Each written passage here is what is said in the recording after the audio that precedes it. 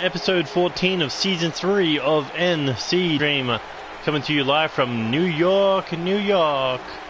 And I am being on commentary with me as we're about to kick off the show.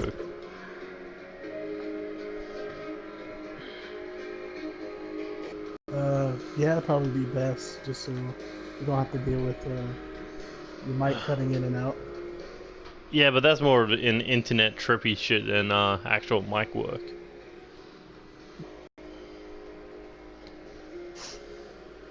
But yeah, it looks like we're going to be kicking things off with a DJ Young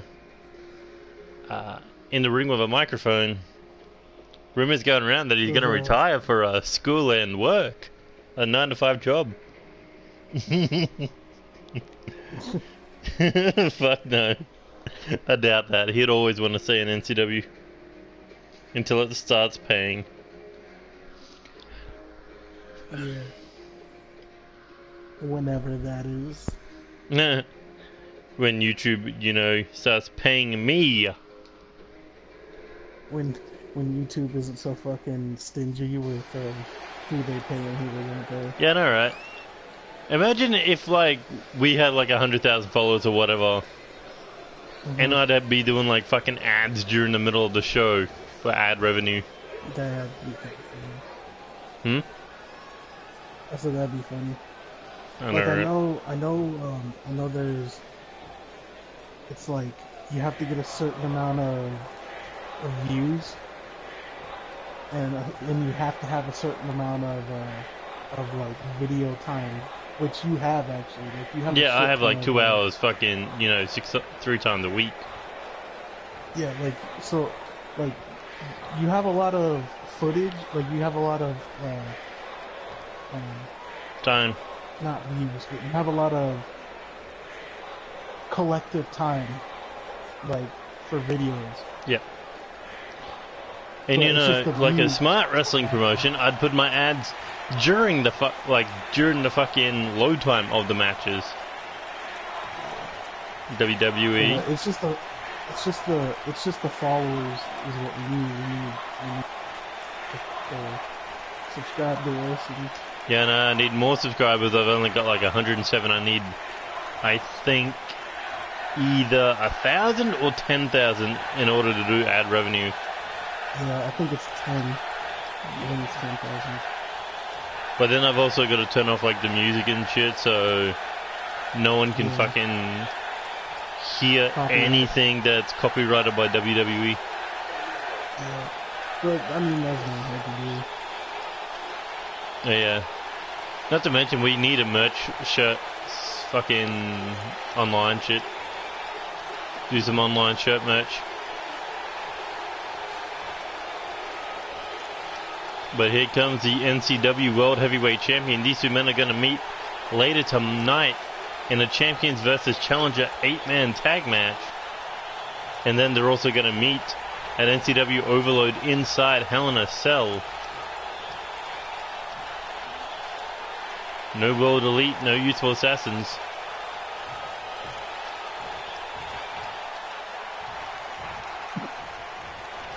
And Ken Phillips is cutting a fucking babyface promo.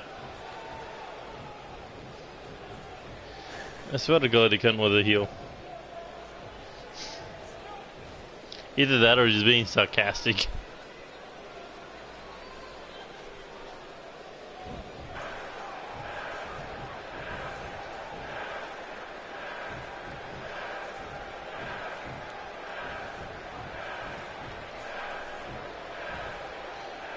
And DJ Young is so violent all the time.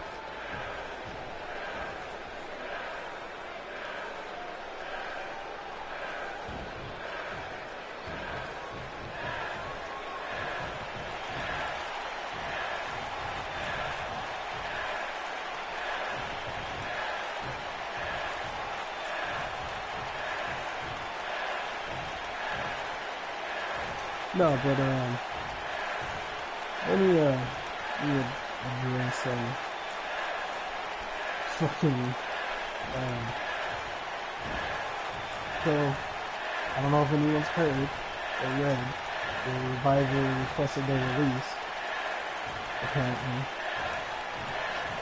Say what? I was reading the screen. Oh, sorry.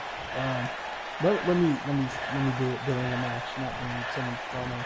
Well, DJ Young is talking about cereal, I think. Oh, yep, just saw the cereal. It's like, I love cereal with marshmallows. It's like, if I don't get my cereal, it's going to be a bad day for everyone. I'm like, wow. It's like, what is he trying to promote? Breakfast? Or a breakfast cereal? Is he getting sponsors that we don't know about? Oh.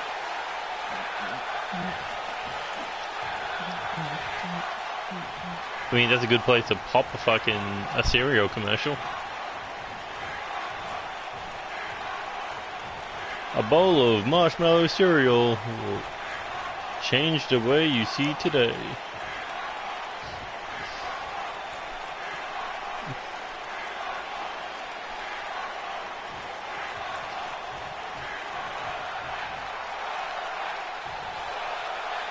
Ooh, just can't wait until these two get locked in a cage. Locked inside Hell in a Cell.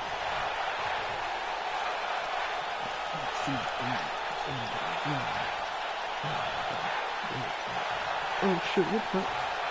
Okay. But, I had to check what time it was, because I'm not trying to miss NXT. But you do realize that it's on the network to watch at any time, right? Yeah, but I like watching it when it comes on. We got 2 hours. Sure. Well, we've also got 2 tag matches. Right. If it goes past, then you might lose Tony. But Man, this has been a long as fuck promo.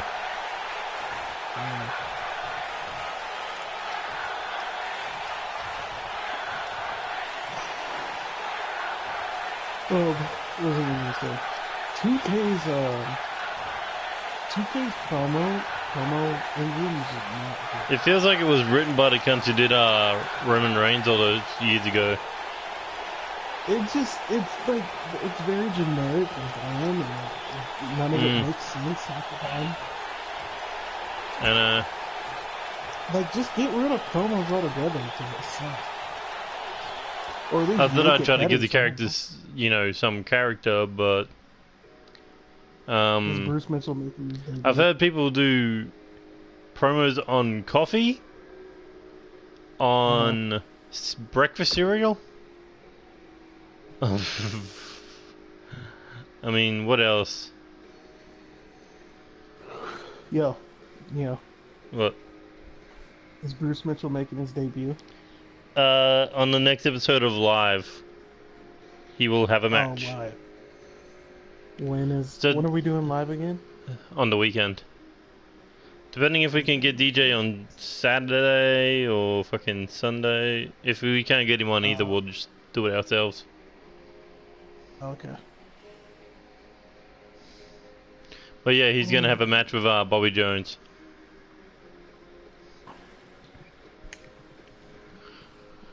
Also, on that card, we're gonna have Corvo Jack versus Hydra in a street fight.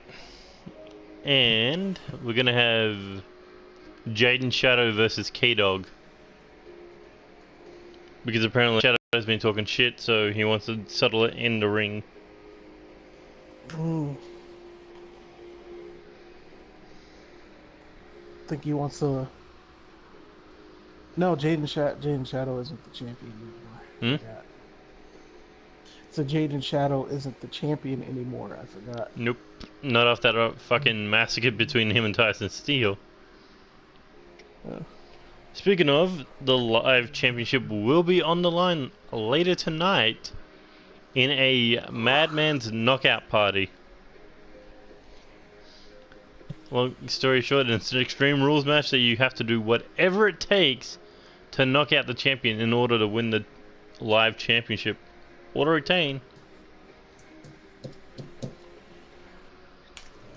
But I'm pretty sure you've been waiting a while to get your hands on this Russian arm breaking bastard.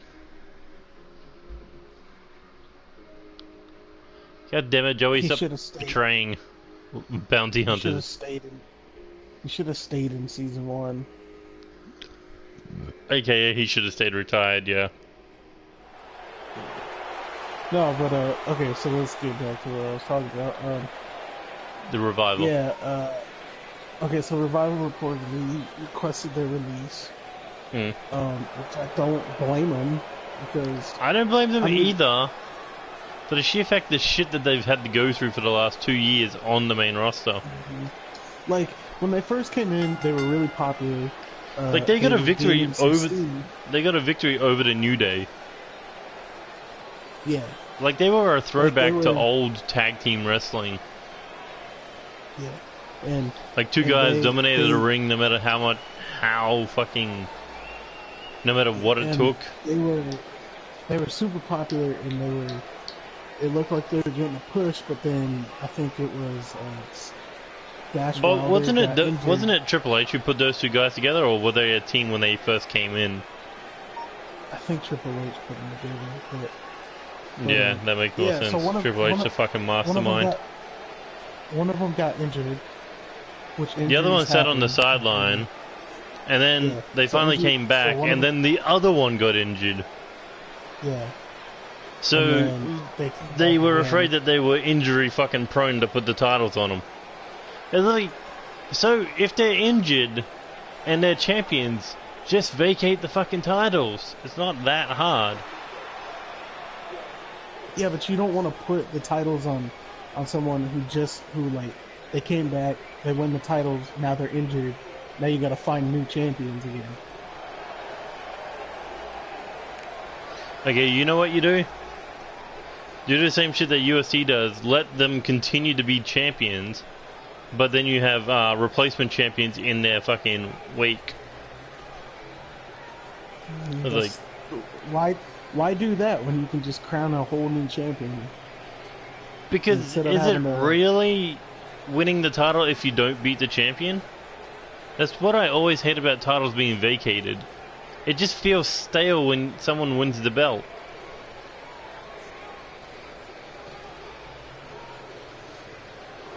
Like, I don't think we've ever had a vacated champion in NCW, have we? No, because people don't really get injured here. Oh no, that's right. We had to vacate the champion of champions title off Lucha Rainbow.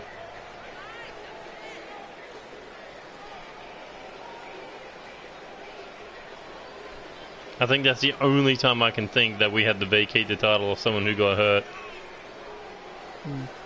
No, but so reading it, it looks like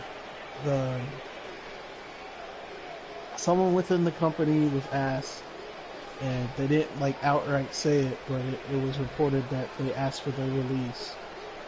And you know WWE don't want to let them go for certain reasons. Well, they don't just let people go. They don't just let people go. And like if that. the Revival refuse to compete, their contract's gonna get fucking frozen. Exactly. They'll have another Neville situation. Exactly. But but like, the only way you're gonna get released off a WWE contract is do something fucking stupid. It might destroy your image, but you're out of the company. But then again, you're burning down the fucking doors to get back in.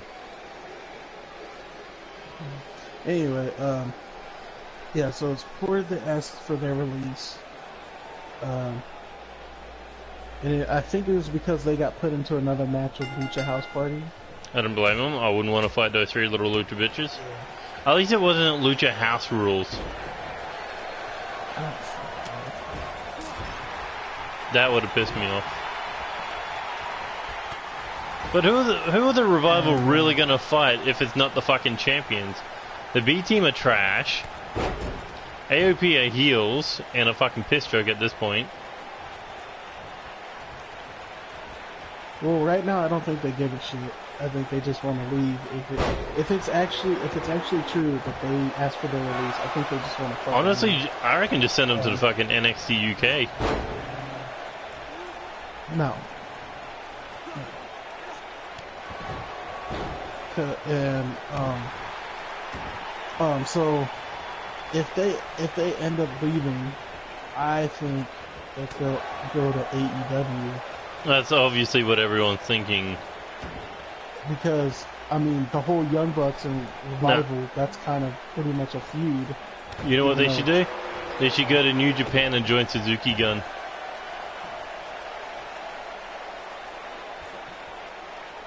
Come on. I reckon they belong in fucking New Japan more than they do AEW. Think about how highly they will be fucking treated over there. They wouldn't. Who, Revival?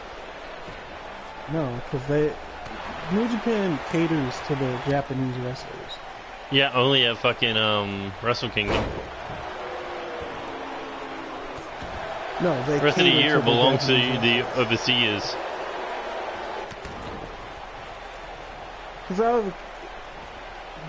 If they really catered to the fucking New Japan fans, do you honestly think fucking, you know, Kenny Omega was gonna win the title Walt?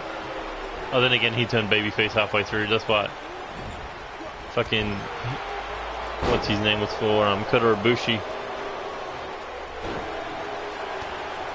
Okay, now that storyline makes way more sense. The fans wouldn't have been behind Cody if he beat Okada at Wrestle Kingdom or at Dominion the first time. But honestly, we thought Naito was going to win the world title at Wrestle Kingdom 12.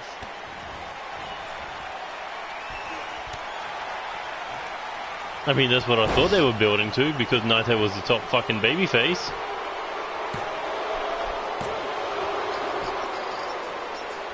I didn't really give a shit. I don't know, New Japan's just really hard to follow. No, I just don't even bother following it.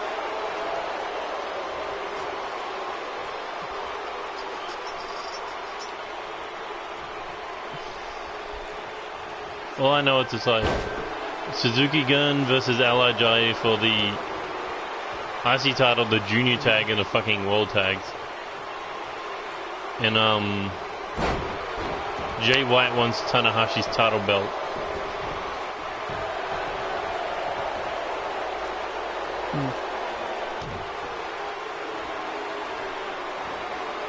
Man, not much interference in this one so far.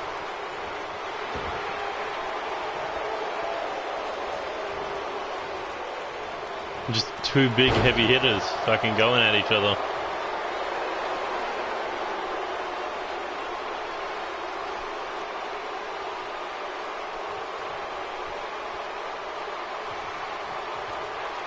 Oh shit. This is not gonna look good for Blackwell. Over the top rope spear. Or through the rope spear. Tony going suicide. Bam! Fucking... Okay, this is... I did not expect this to be a fucking decent match.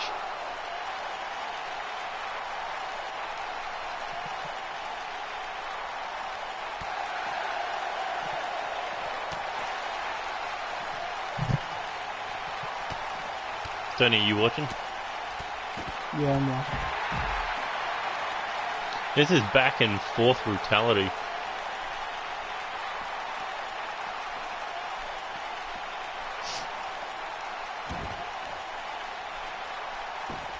Oh, but WWE needs to smarten the fuck up, or they're gonna lose everybody. They really fucking do. Okay, let's look at the tag team divisions, or like the tag teams at the moment. The B team. The fuck are they doing? Like, but the question is, what the fuck are they? Like, what is their gimmick? Not everyone needs a gimmick. In WWE, they do. Gimmicks of relevance. What's Seth Rollins' gimmick though? That he can fucking wrestle. No, he's apparently the Kingslayer. That hasn't been a thing since he fought. I don't know. But people call him the Kingslayer, the fucking architect, the best wrestler on Raw right now. Those are nicknames, though, not gimmicks. Yeah, gimmicks lead into fucking nicknames.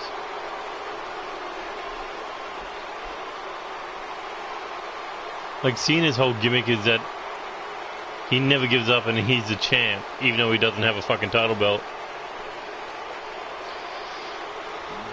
No, but Rollins is supposed to be the man with the fucking, you know, the brain. And yet, the cunt always fucks himself up somehow. Man, Eddie Knight really knows how to fucking interfere, doesn't he? Doesn't do anything. Just has a fucking conversation with the ref and that's about it.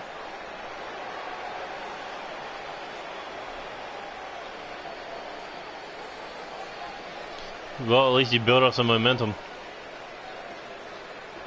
After the losses to Loki and Ken Phillips.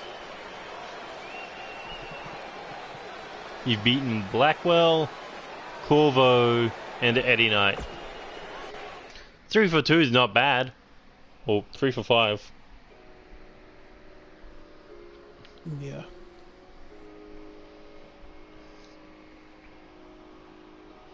And Loki fucking dirty shotted you anyway, so that was a tainted loss. But a loss all the same. Alright, who's your money on in this one?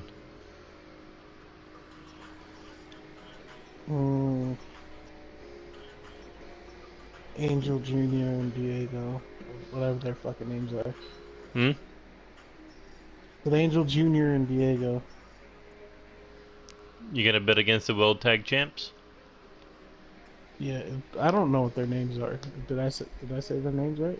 Yeah, Angel Jr. and Diego Crimson. And then the other ones are Lance Danielson and Sean O'Connor.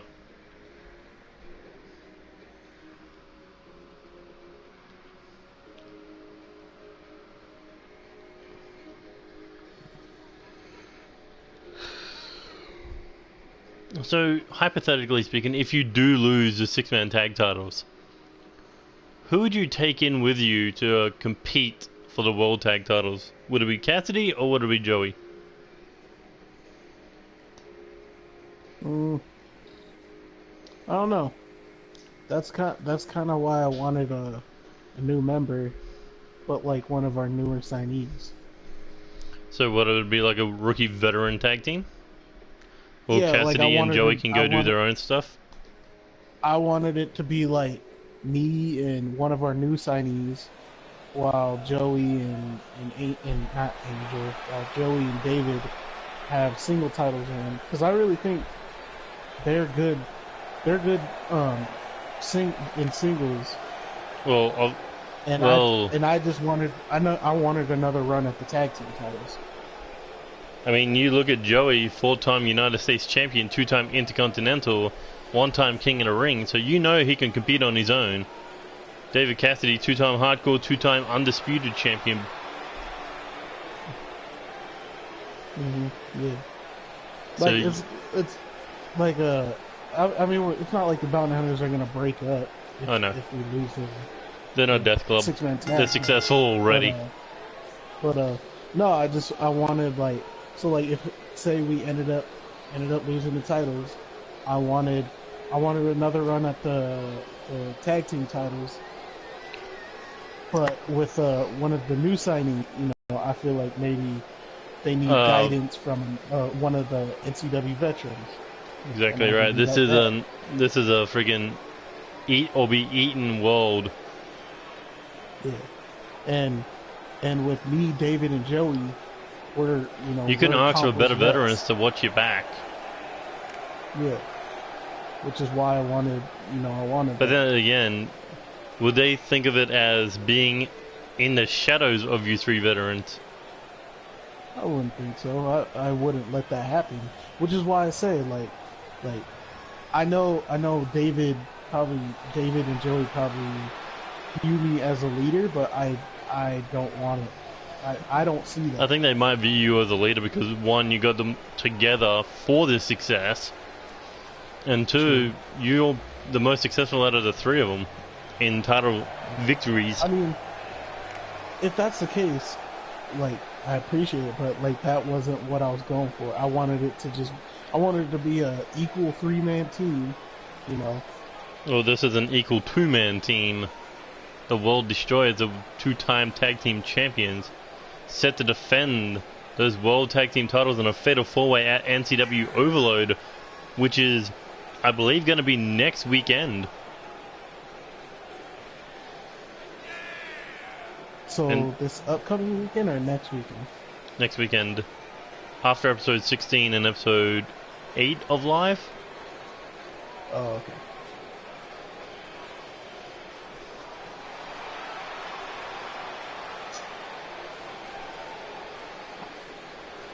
But I mean, that tag title match, it's going to be one hell of a fight. Question is, can any of the 3 teams put these 2 behemoths down? Possibly. Because I think they've been undefeated in tag action since their return to season 3. It looks like the 2 smaller guys starting this one out. Angel Jr. a junior heavyweight. Lance Danielson a heavyweight.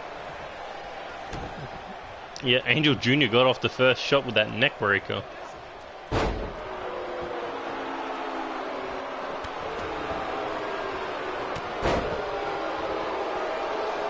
So you've seen Angel Jr. matches, you know he's quick, you know he's dangerous. But what do you do when you meet someone who's just as quick, just as dangerous, and heavier than you are? Go for the legs. Well, that's a smart choice, to be fair. Can't move without your legs.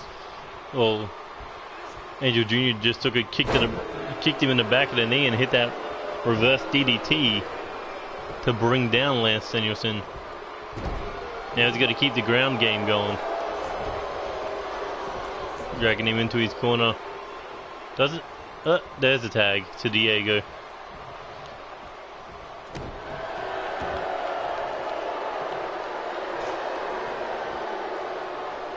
I mean, Diego was incredibly impressive last season. Sure, he only walked out with a hardcore title, but I mean, he was pretty close to becoming the undisputed champion. Well, pretty close gets you nothing. Well, it gets you that experience. I mean, he was in the ring with DJ Young and Gutter in the main event of Revenge.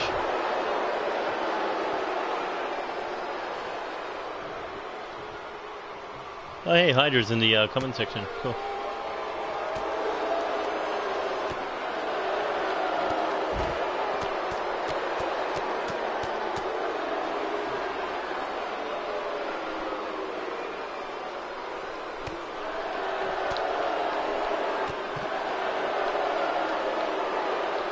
Which one of these 2 teams would you want to fight for the World Tag Titles? I'll fight either of them.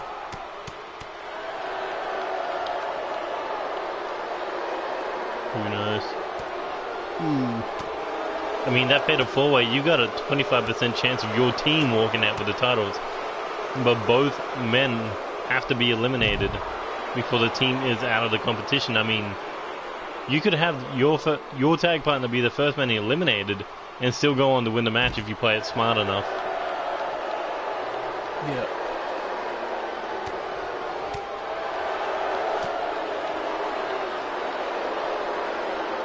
Also, speaking of tag team titles, what do you think of those women's tag team titles in WWE? Oh, I thought they were great, actually. It was the first freaking title that WWE didn't fuck up. On the main roster. I mean, you look at the NXT titles, you look at the UK titles, they look fucking amazing. Oh yeah, they're great. But you look at the WWE titles and they're like, carbon copy of everything else and fucking... Holy sweet Jesus, fucking brass knucks to the face of Sean O'Connor. Yeah, I thought the women's tag titles were great. But they ruined the fucking moment by bringing out that horny fat man. That's fine. I don't care. Huh? Well, they didn't ruin the moment. Like, they kind of did. They ruined Paul Heyman's. They just ruined Paul Heyman's interview. They ruined the whole Bliss moment. I don't care about that.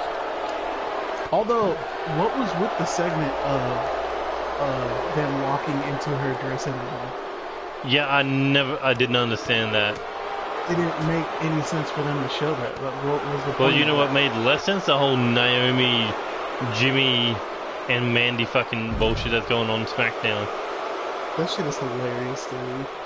Yeah, but it makes zero sense. It's like, how did Naomi even get into the fucking hotel room? She came with Jimmy, and she obviously, but the angle that she came in at, she was in the bathroom.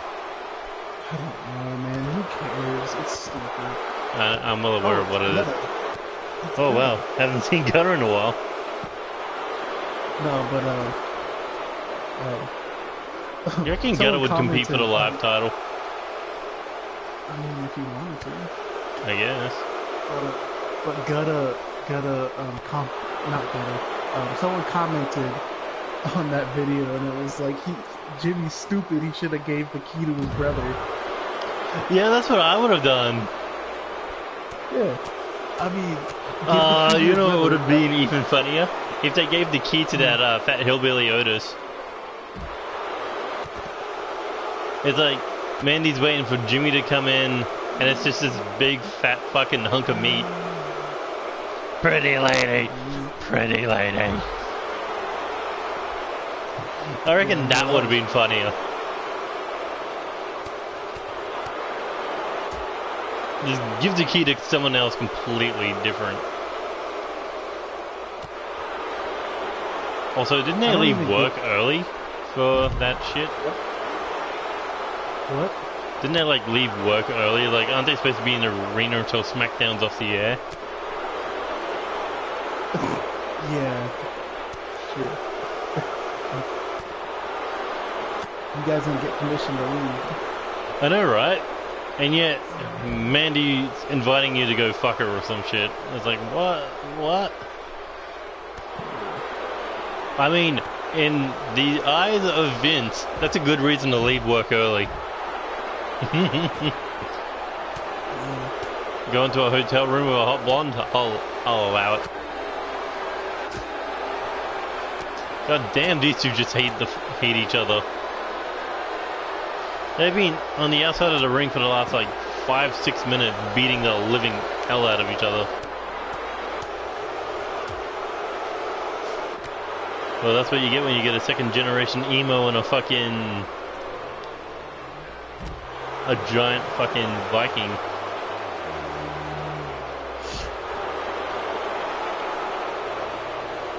You reckon this is Diego's plan? Injure the big man so they have less of a chance to walk out with the tag titles?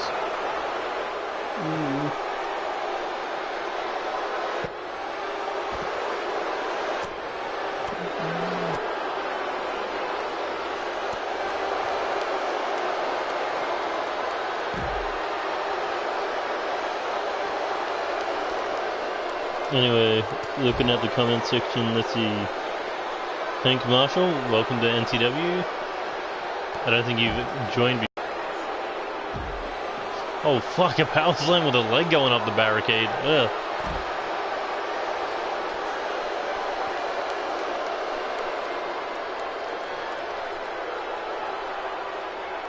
I'm surprised Angel just doesn't get off the ring apron and go help him. Who knows? I mean, wouldn't you in a no DQ tag match? I mean, yeah, it makes sense. But finally, the action getting back in the ring. After they have beaten the absolute hell out of each other. Hot tag made the Lance Danielson, and that was all for nothing.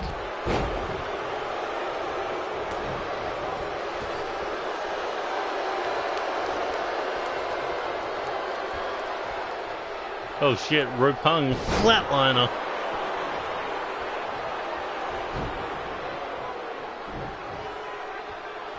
That's beside the point. You knew they weren't going to do anything on a PG-rated show.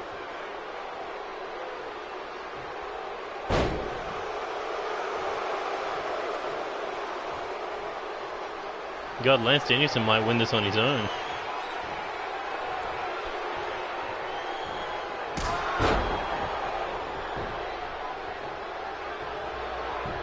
Hooks the leg. What? Ooh, breaks it up.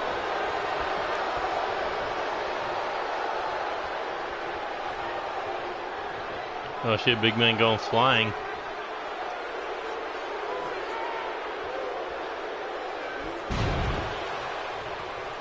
Crash and burn.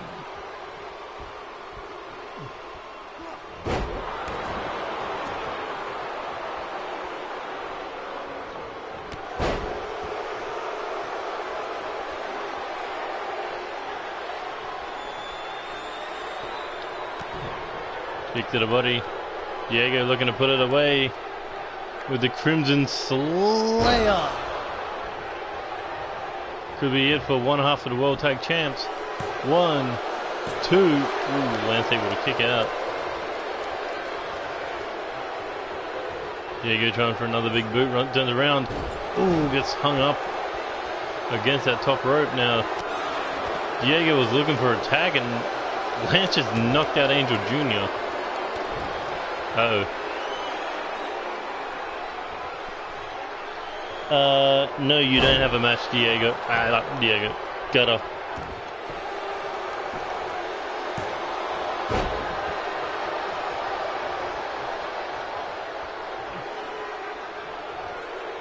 But if you want, I can give you the next shot at the NCW Live Championship.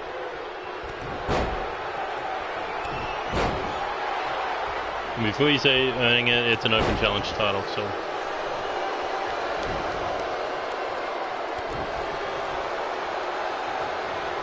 Actually, I just realized if Gutter won the Live Championship, he would become a Grand Slam champion.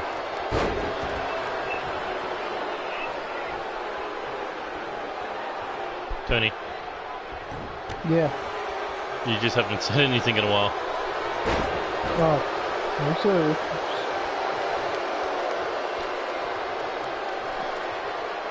Also, another fun fact, if Gutter was to win the Live title, he'd be the first man in history to win the Grand Slam title off the Live Championship. Where Alexander and Clark have done it off the hardcore. Man, facts are fun. Facts. Well, facts. Facts, man. Facts. Lance Danielson has taken 3 Crimson Slayer and kicked out of all 3 of them. That is why he is fucking one half of the tag champs. He is impossible to keep down.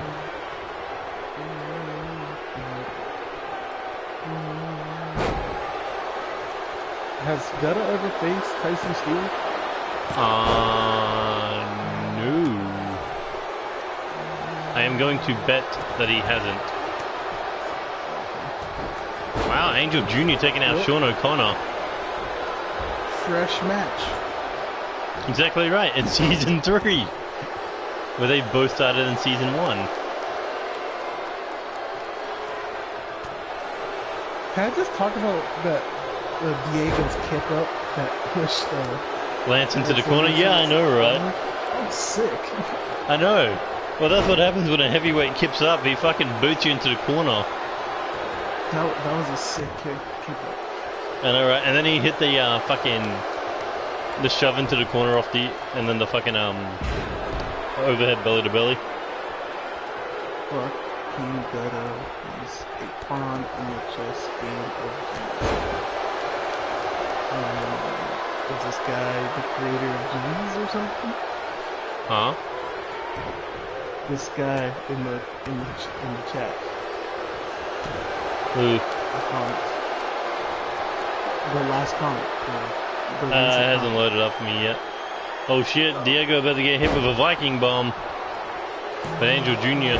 there to break it up with a flying Meteora.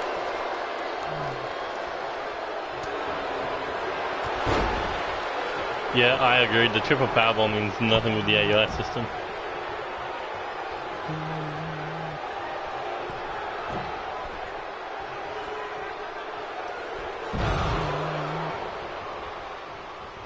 But then again, Tyson Steel might not even be the champion after tonight, the way the fucking title belt's been going. True. Either way, fresh title match. So far, James Falcon is the only one to kind of hold it. I know, he's the longest reigning live champion. Yeah, longest. Oh, and another Viking bomb. No Angel Jr. in sight.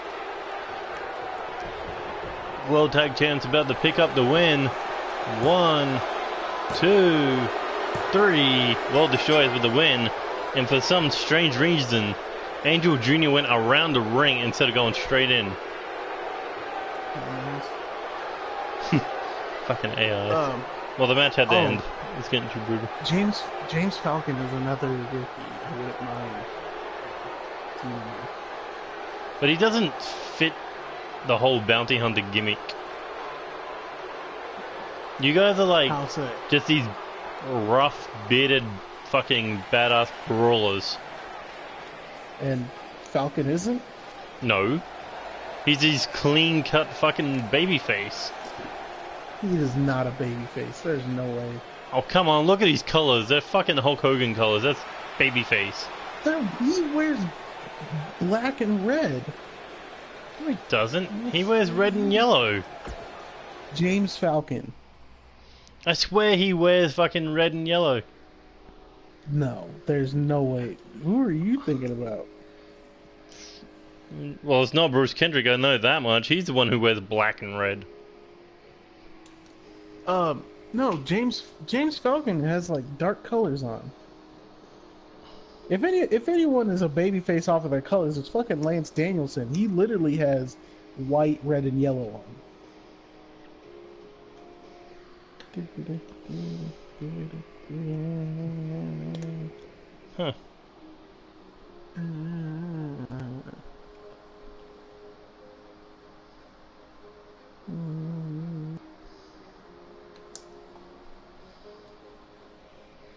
Well, that was a really good tag match, I'll give them that.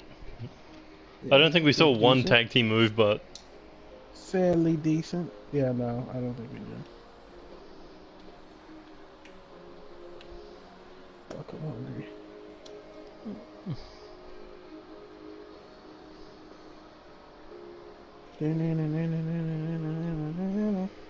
But yeah, I don't think I saw the message that you saw. Oh. Serious? The one about Gutter being... or some shit. Yeah, it's by Hank Marshall. Weird. I swear a message like really that should have came up. I don't know, I closed down my YouTube to reset it, so... What's the last comment you see? Vax, the triple power bomb mean nothing with the AI system. That's weird, because there should be one more. Hold on, I'm gonna type something. Tell me if you see it. Alright.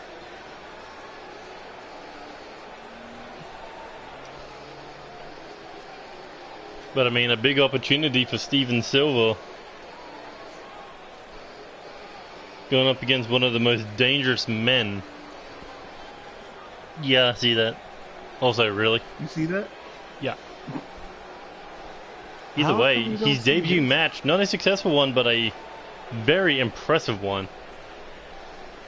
Going up against Alexander Leonardo Davidson, nearly beating the first ever Grand Slam champion. I mean, you gotta think.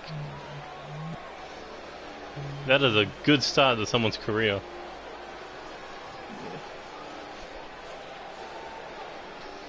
Let die to live. To live life. What? To live is to die? I think it's what I saw in his jacket. Yeah, it's like let die to die to let live. It's weird. Yeah, to live and let die. I don't know. Yeah, that's it. I don't know. Well, if only they let me do the Peter Dunne fucking championship entrance with him. Could you... those fucking shark fangs through the title belt. What's that? Those shark fangs through the title belt. Oh. It would have looked good.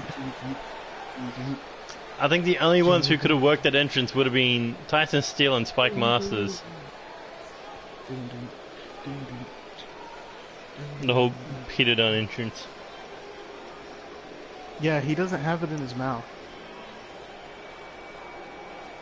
No, but Peter's the only one who does that entrance. Oh, he can't get the one in his mouth? No. Which is weird. That is weird. Okay, so the championship entrances they need for next game is Peter Dunne's. Fucking, what's his name? The one in the Undisputed Era who does the fucking guitar, air guitar, Kyle O'Reilly. Kyle O'Reilly. Yeah, that they need he's. So funny. When they're walking down the ramp and he just starts playing, it's hilarious, dude. And he plays it with the music too, where you watch his fingers. Yeah. Oh, I spoke to Steven Silver and he calls himself the Madman as well, so... Which... No, don't sing the Undisputed Era theme song, we'll get fucking... attacked by YouTube. This video's been copyrighted. I know, right? This video's been striked due to copyright claims. Like, are you serious? No, you only get striked if you make money off it. I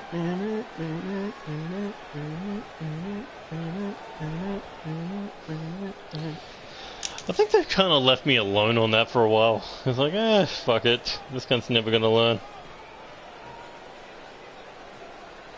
Besides, what are you gonna do? Take my channel away? I'll just make a new one. Yeah, but all your work is on this one. I'm well aware of that. Nothing that Twitter can't fix.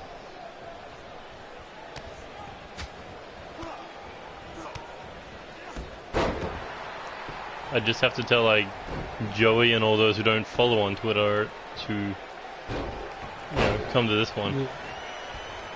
Speaking of YouTube, for some weird reason, my channel has been subscribing to other people's channels, and I have no idea who the fuck these fucking subscriptions are. Like who?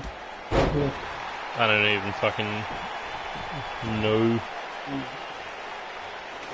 Is it anyone like big? Is it any big YouTubers? Or I don't know. It's anywhere between like people with like 100,000 people to fucking, you know, shit like that. To like 1,300. Like, who the fuck are these people? Like fucking.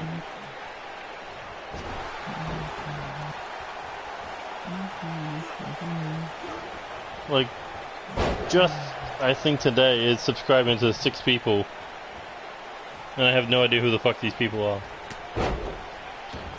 Arm wrestling is one of them. Okay.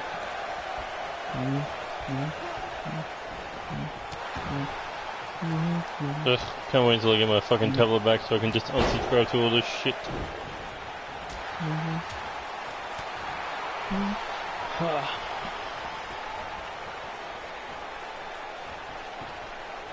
Alright, who do you want to bet on who's going to bring in the first weapon?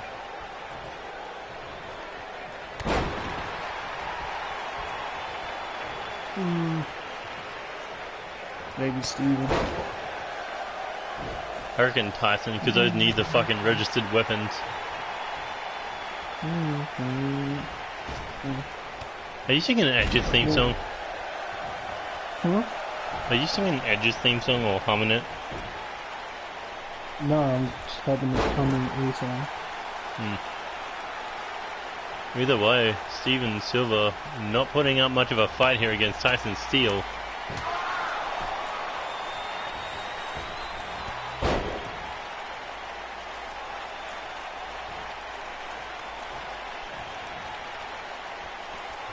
Not to mention that live championship match at Overload. What is it? Adam Mayhem, James Falcon, Jaden Shadow, and Tyson Steele already.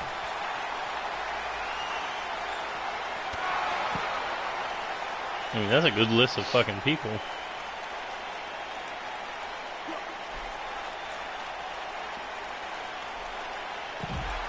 We could be adding Steven Steele and Gutter to the mix if they both win the titles. Oh, hey, did you hear? Did you see that Tony Stark is back on social media? Probably. I mean, once it No, blows over. I'm saying she is on. Like, she's back.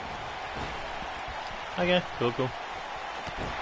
I mean, once that whole shit blew over, once she realized, hey, I got the fan support of this fucking hacking cunt. Yeah. She would have had to reply.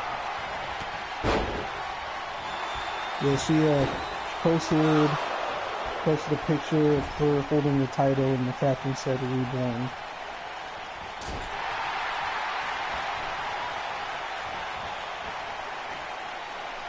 I'm pretty sure you saved that picture. Just Tony Storm and the NXT UK title, women's title. No, I have no reason to say that. Nah. Not until she wins like the Raw or SmackDown women's title. Nah, I don't. I just don't care. No, it's cool that she,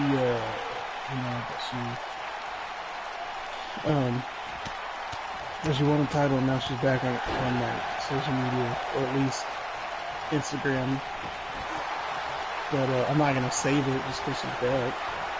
Fair enough. I thought you were just a big supporter of her. No, I like her. I think she's dope as hell. I also think she's extremely attractive, but like I'm not gonna obsess about it. Fair enough. Like most fans. Yeah. Exactly. Yeah, but the situation she was in like sucks, so that's why I was like. Yeah, but pro wrestlers have been dealing with that shit their entire fucking lives. Like Seth Rollins when he was Mr. Money in the Bank, where that dick pic got out. That shit. I was like, wait, what? And that was just because of his ex-girlfriend. Yeah, because he accidentally posted hers. And someone probably hacked his phone.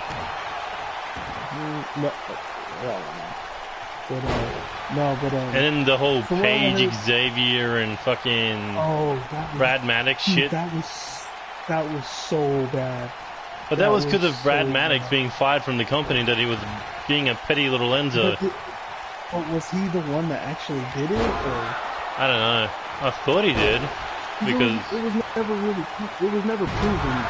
It was just. I don't know why Xavier would do it when he's such in a good position in the company. Yeah. No, obviously. And Paige would not leak her own video unless she was trying to get fired by WWE for some weird reason. No, I reckon it could have been Del Rio. No, he was dating her at the time. Exactly. No, but like people speculated it was Brad Maddox because he put out some like crazy ass video when it happened, and then obviously it wasn't Xavier because he was in the video and it got leaked. Well, the match is over. But you know, Tyson Steele murdered the poor kid. Alright. If God is still watching, that's what he has to fucking deal with. A pissed off, orange-haired, shark-fanged, knee-striking madman. I mean, Steven Silver took the fight up to him for a little bit, but it was just old Tyson Steele.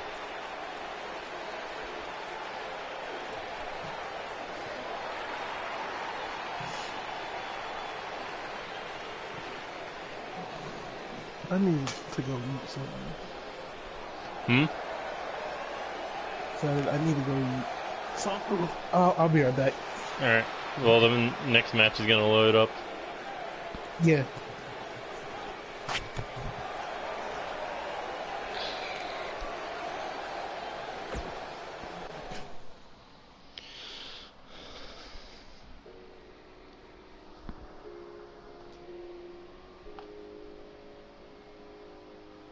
The whole Paige, Brad, and Wood video was leaked, but seemingly drunk Maddox made a video about how the fans wish they got to do that with.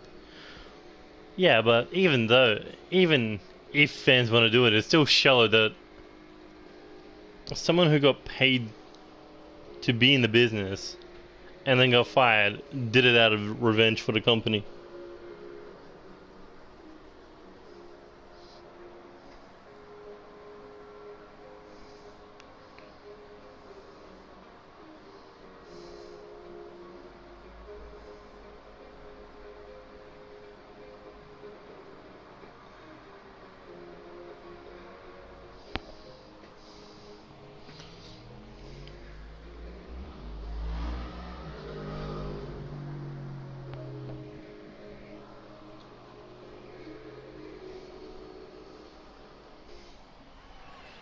And here we see Joey Graves yet again. Last week he got into a brawl with Cody Simmons.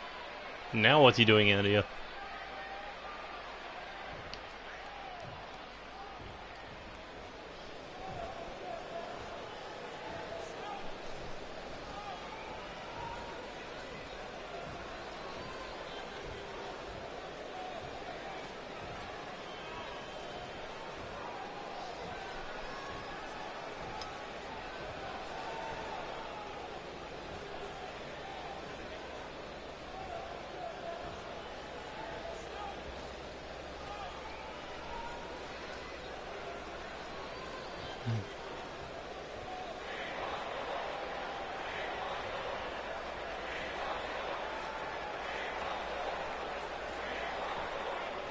God, why do I feel like I'm reading a Hydra promo?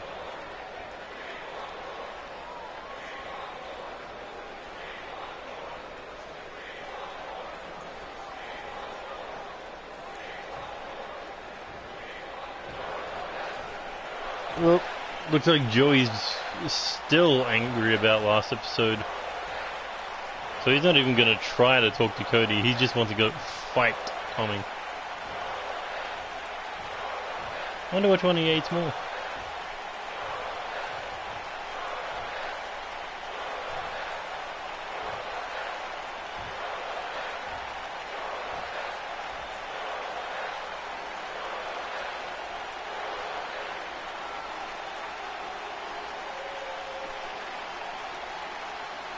Still got to remove that.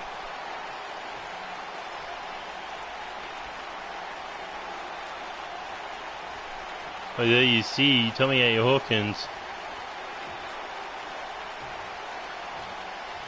It was just last week where he and Cody got into the ring together, said they were done with each other. They were done with Death Club. And Joey's just been trying to get in the middle of it.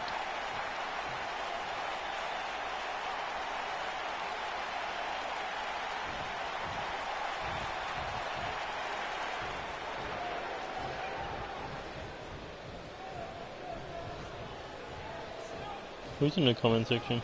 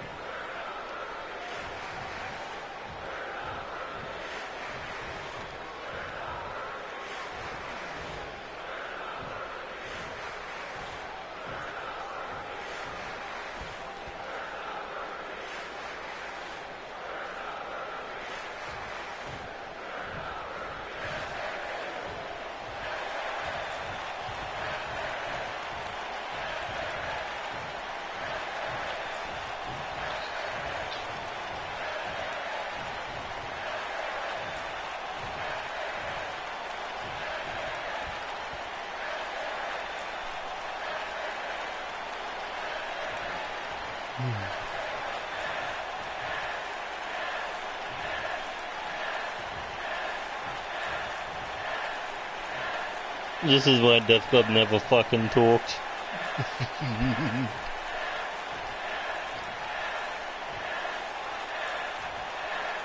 I mean, sometimes the promos can be fucking amazing, other times they're just fucking rambling nonsense.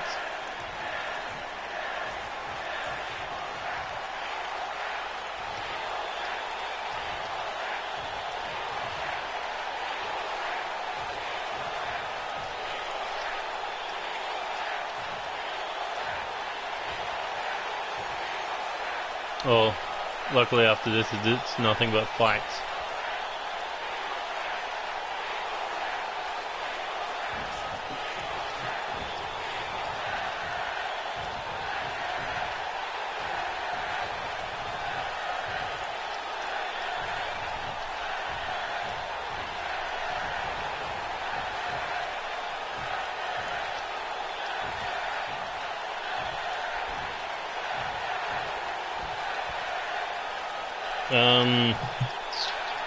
What is going on? Well, Death Club are down each other's throats, or whatever's left of them. What's that? No. Hydra was asking me what's going on. Tommy and Joey are just arguing about fucking who's more pathetic.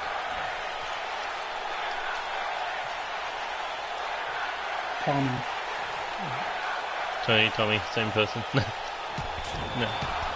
But Joey's throwing hands at Tommy, knocking him down, but Tommy back to his feet instantly. At least the fans didn't go quiet.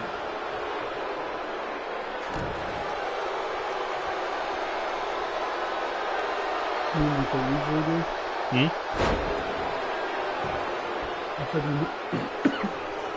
you mean like they usually do? Say what?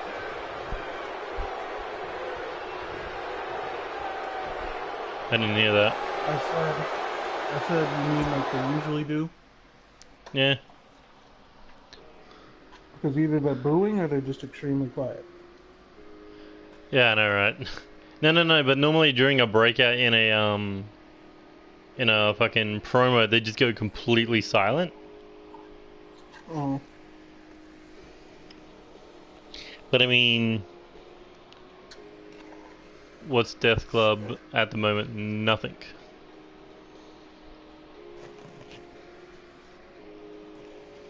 They haven't been anything since I left. I mean, there were times where we thought they could have done something in their life.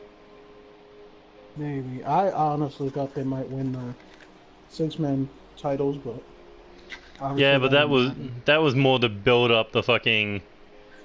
You know, the last six-man tag team title match of the friggin' season last year.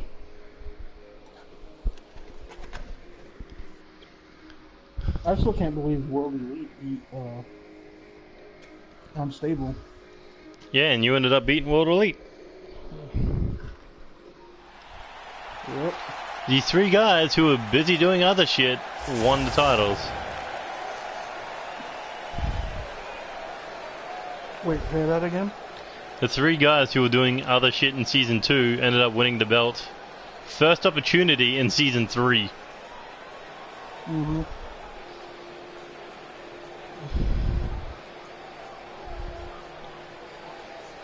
What do you mean, what happened to Angel Ramirez? He's in the Money for Chaos in the Money for Chaos match.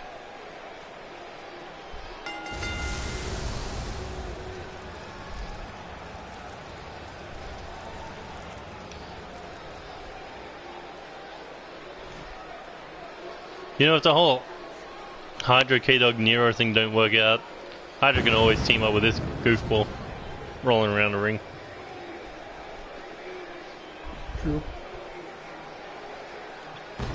I mean, one of them would carry the other to a fucking win for the titles.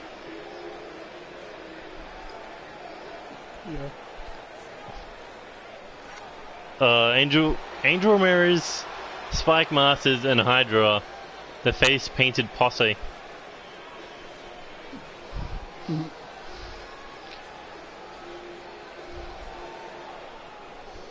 Imagine that team just like put them together as a joke and they're just fucking dominant.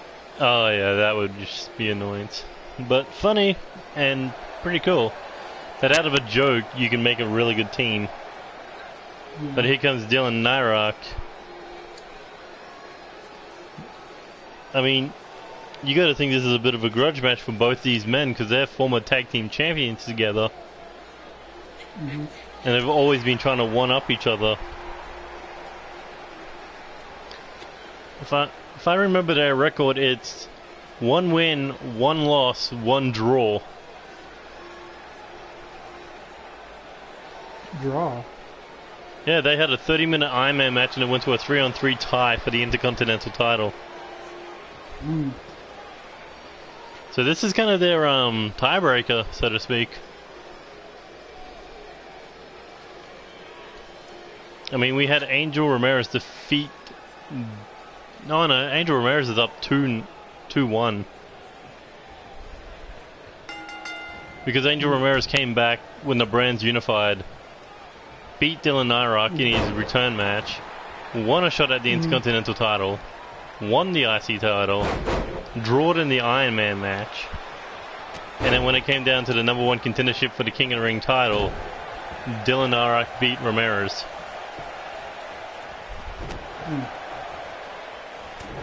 So, you know, these guys have a history with each other. Yep. Whenever these two men fight, they lead to championship glory. And the other one just goes downhill. So you got to think, if that's the case, Ramirez has to win here, and he'll probably end up walking out of that ladder match with the briefcase.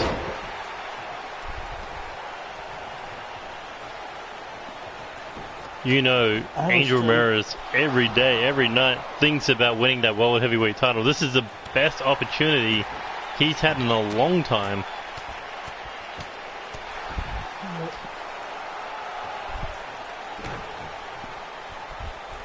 He hasn't won it yet, right?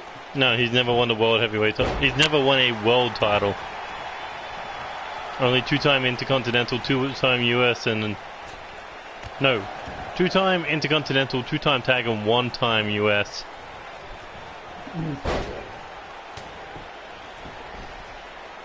He's had 4 cracks at the Hardcore title, never won that.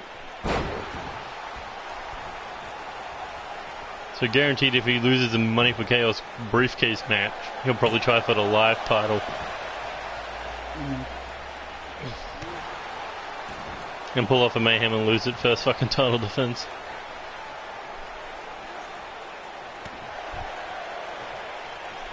I don't know, I have a strange feeling he might win the Money for Chaos match.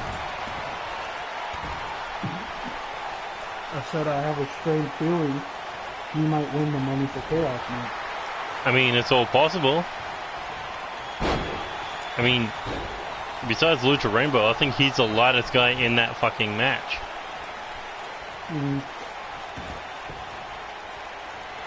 And he's faster than Lucha Rainbow is. Not quite sure if he's faster than Stack, though.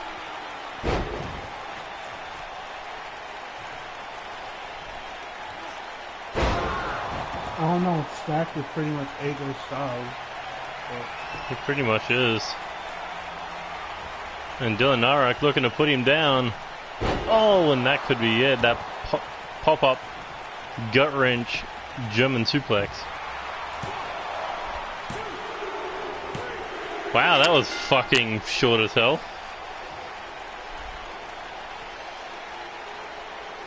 If you want to ask what happened to Angel Ramirez, he just got squashed. Well, now they're up 2 points apiece.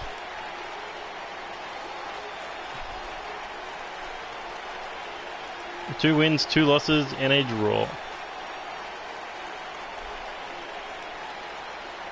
And a set of tag titles together. I never understood why they broke up. Here you go. Oh, so is that the Shinsuke Nakamura logo on his leg? The Shinsuke Nakamura Shuriken? Maybe. But, you know, not the greatest amount of momentum you want to go into your fucking, the biggest match of your career.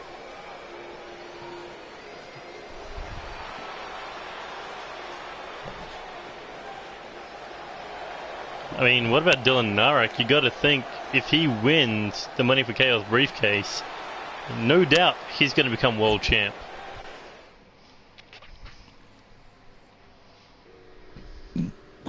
Yeah, possibly. Alright, we go from the men's Money for Chaos to the women's. He's lost some muscle. Yeah, no, right. There's so many big dudes. It's not hard to overlook Dylan Narak. But Crystal Quinn vs. Tony Moon. That's going to be an interesting one.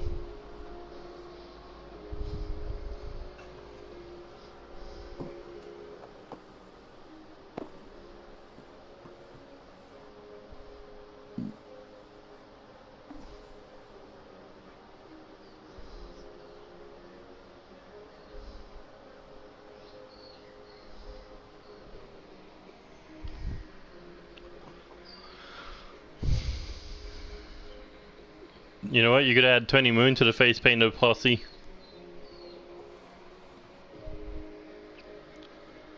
Yep. Imagine that for a faction. Angel Ramirez, Hydra, Tony Moon, and Spike Masters. Wait, Hydra doesn't have his face painted with the mask. Oh, that's right. He's wearing a mask. It still looks like face paint.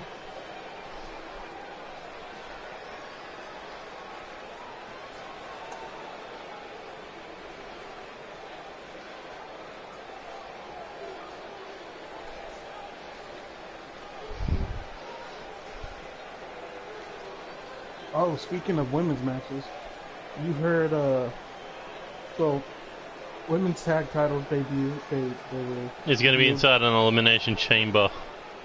Dude, that's big. I didn't think they would do that. I mean, well, they did the women's elimination chamber last year.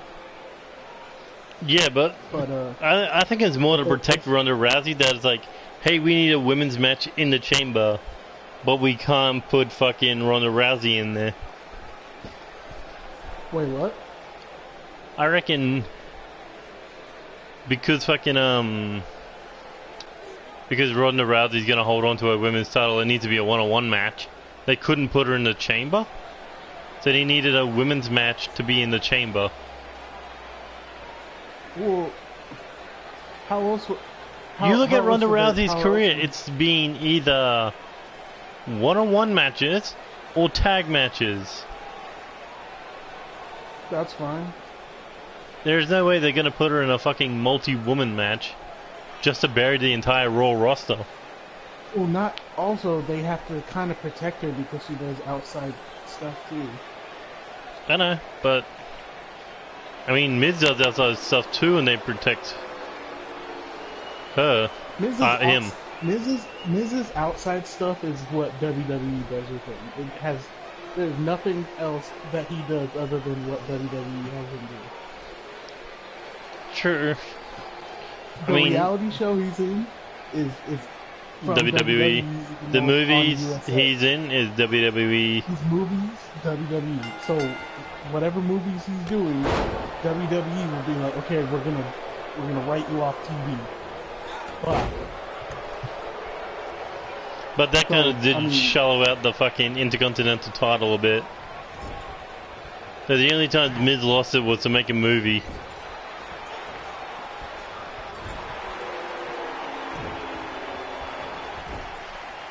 I'm so ready for the Rumble this year. I said I'm ready for the Rumble this year. I mean, it looks good on paper, but you know how that turns out every year. They fuck it up.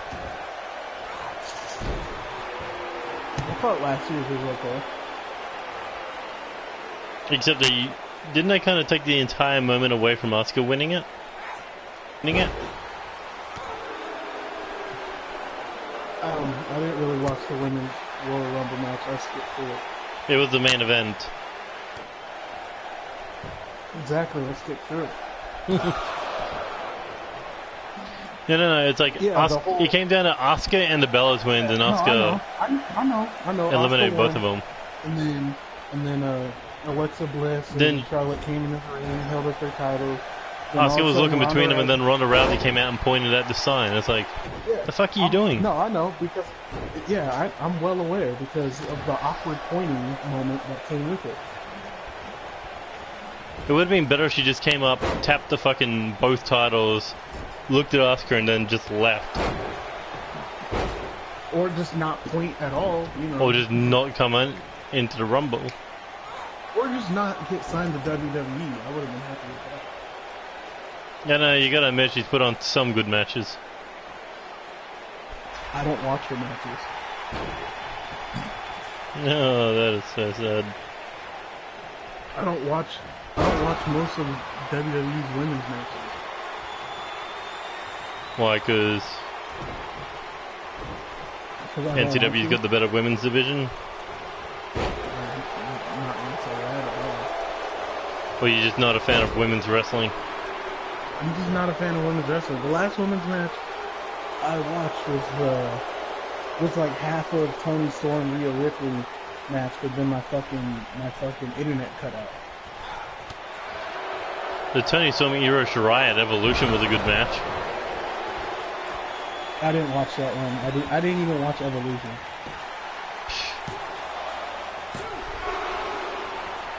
I know it was a good pay-per-view because I heard it was, but I didn't watch it.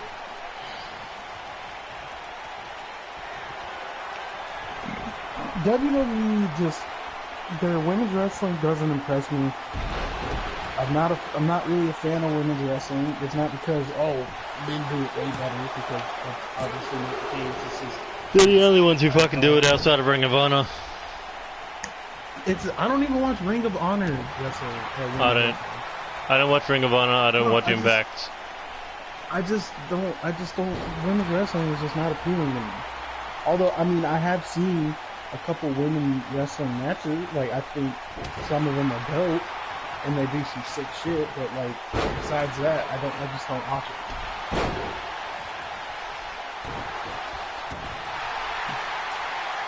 It's more, their characters are more based around just one fucking move. It's just like women's wrestling. They kind of, when they do working punches, it doesn't look good at all. Cause like with the guys, it looks like they're actually like somewhat throwing a punch. But with the women, is what they do is it just looks like a weak forearm with their hair flicking around. Yeah, they tuck their fucking punches instead of doing a full punch. They tuck it, and it looks like they're doing shit elbows, and they're just not good. Well, it's more that the women that they're pushing just fucking screw up every single match that they're in, nearly. Like, fucking Nia Jax versus Sasha Banks. She's supposed to take a DDT on the outside, and she just laid there on the fucking ring apron. No, dude, I saw that. And I watched it happen, and I was like, what the fuck? You expect this big, fucking 200-something pound woman to fucking flip for you, Sasha? What are you, high? No, when I saw that, I was like, oh my god. What the fuck did I just watch? I just watched someone damn near die. I know, right? She hit hard. She hit really hard. Who, Sasha? When she hit the floor.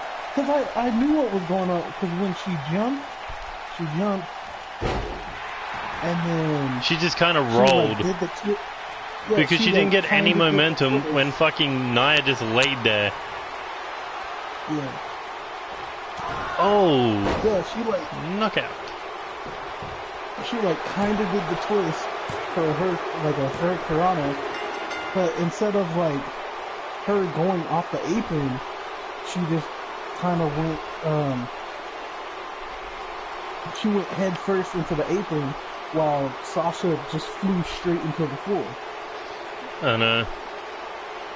What about when Ronda Rousey went over the shoulder of Tamina to kick her in the face, and the fucking kick completely missed?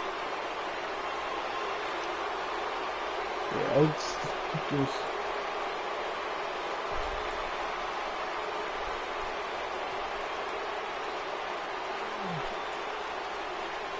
I mean, women's matches are good when, you know, you have two good wrestlers. Like the Bayley-Sasha Iron Woman match in NXT. Yeah, even though I didn't watch that, it was a decent match. Yeah. The better one was the Bayley-Sasha one at fucking TakeOver Brooklyn. Yeah. NXT's got really good women's matches. The Shayna Baszler vs. Kairi Sane feud's been pretty good all year.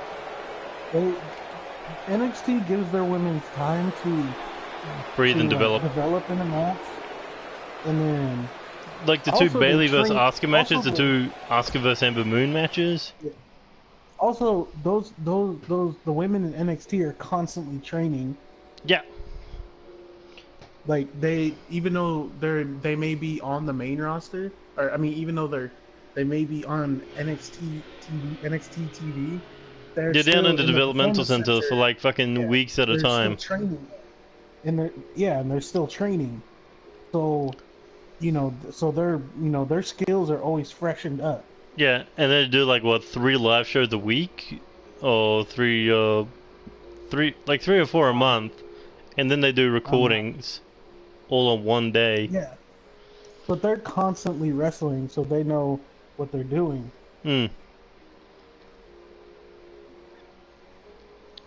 It's like the women on the main roster is like, yeah, you might rock up on Raw, you might rock up on SmackDown, you might do a live show, you might go to Superstar, you might do main event, but you're always going to be on the road, let's just say that. Who knows, it could happen one day, Outcast. Who made Tony Storm? Is that even a real person? Tony Moon, I mean. Yeah, Tony Moon is actually on Twitter, so... yeah, it's a real person. That's alright, she wears face paint. That doesn't exactly make her fake. I mean, she was real enough to knock somebody out.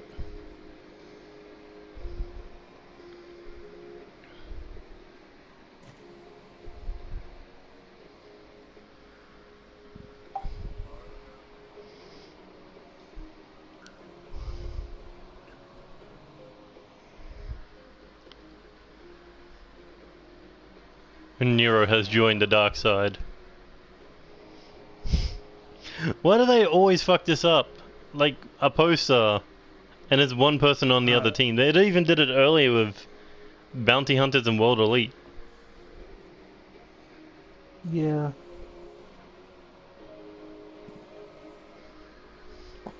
Alright, who's your money on? Trevor Lee White. Question is, who's gonna get the tiebreaker?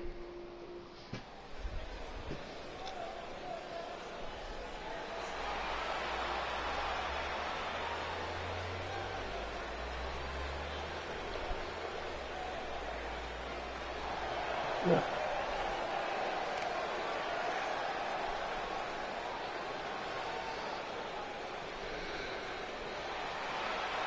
And there you see the Galactic Sins, the Grace of the Universe, the Devil, and the American Assassin.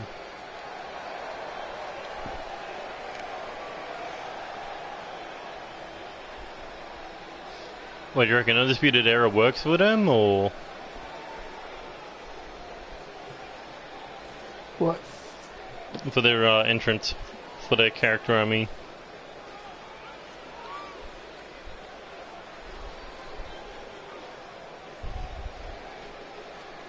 I think it does. Because K-Dog does the friggin' Adam Cole friggin' taunt. Like, everyone does. I don't. Yeah, you got your own stuff.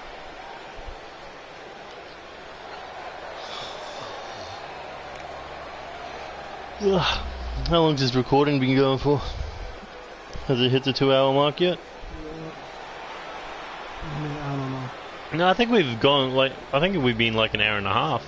Like an hour and a half, yeah. Well, that tag match went a pretty long time, so we had to cut down. We had to cut time from Angel Ramirez with Dylan Nyrock.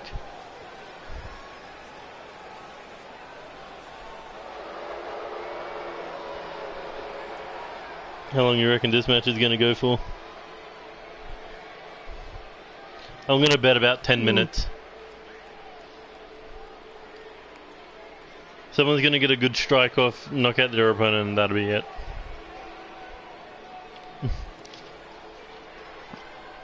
Because Seth Goldman's coming into this match hurt. Oh. I didn't know he was hurt. Well, you remember that 8-man tag match on Live?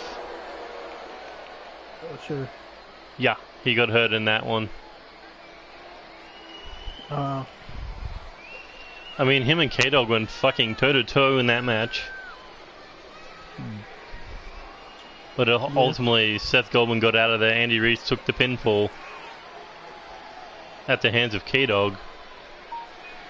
Andy Reese is going to be in a match next in that Champion versus Challengers match.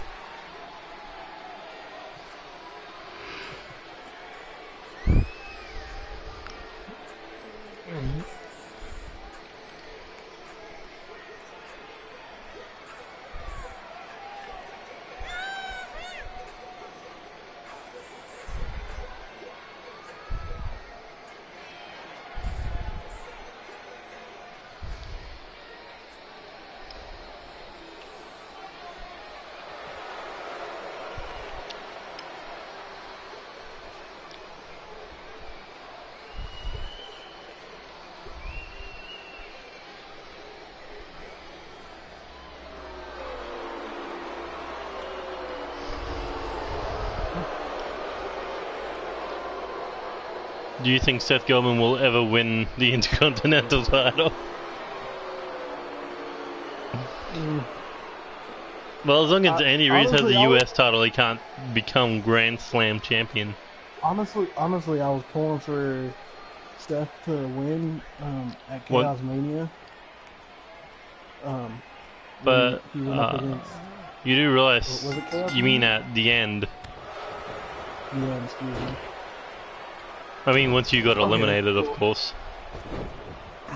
Well, if I wasn't gonna retain, I was pulling for Seth. But then, which I thought he won, but then it was fucking Clark. But I got thrown off because Clark used to have red hair. No. And then Clark has always had black hair, green eyes, and a scar on his cheek.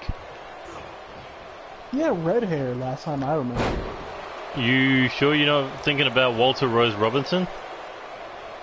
Maybe it was him, but I swear he had red hair at one point. No. Regardless, Alexander had black. Alexander had blonde. Clark had black. Walter had red. David Lance Danielson had silver, and the Golden Titan was just a fucking monster. Well, regardless of that, I thought it looked like Seth Goldman, and I was like, oh well, he won. And then when I mentioned it, you said no, Clark won. And I was like, oh, okay. Yeah, I mean it was bound to happen because Clark had been building momentum for the second part of the year.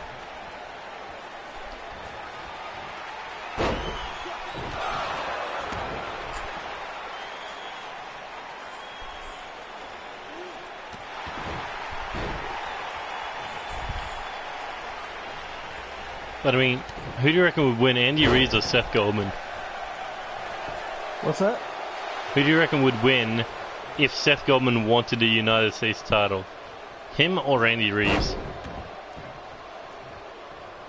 I'm gonna go with Reeves. The guy who can knock you out with a single kick, or the guy who can break your leg?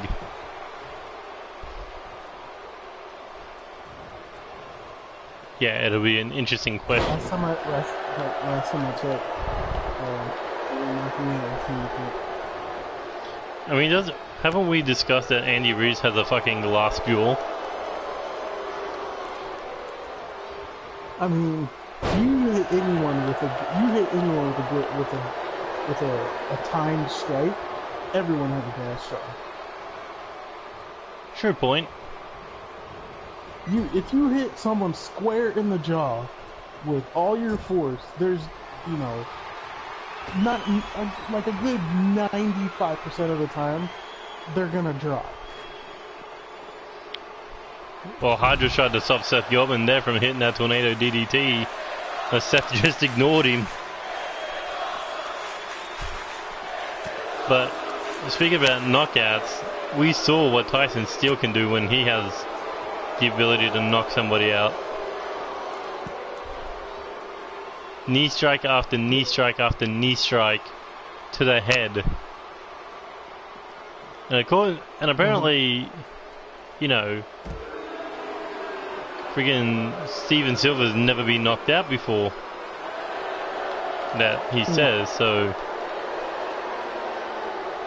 kind of intrigued to how hard Tyson Steele can hit somebody in the head with those knee strikes.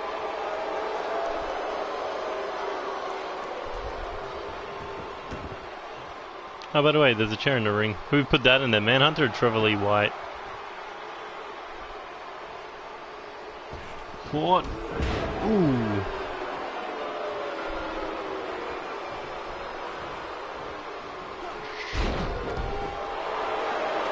Blue Thunder Bomb, dude. Ooh.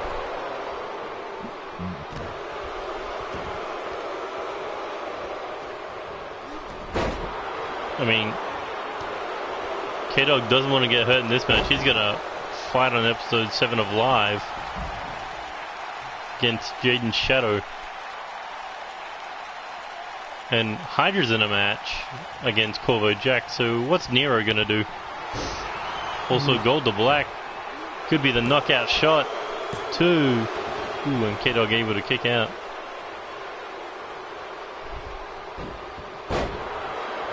How about Nero versus Adam Mayhem? Nero versus Adam Mayhem? Well, no, they're both junior heavyweights. Good.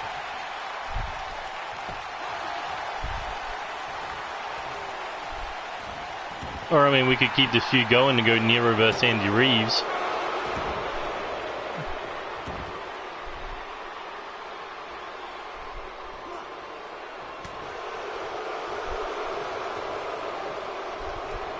Because even the Galactic Sins want a piece of World Elite. Yeah. Hmm? I said, yeah. It really is World Elite versus the World.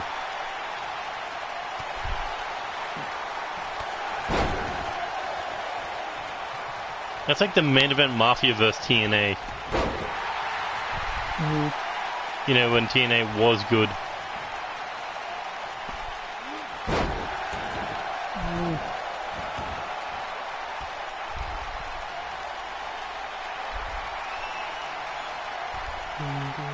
Seth Goldman in trouble.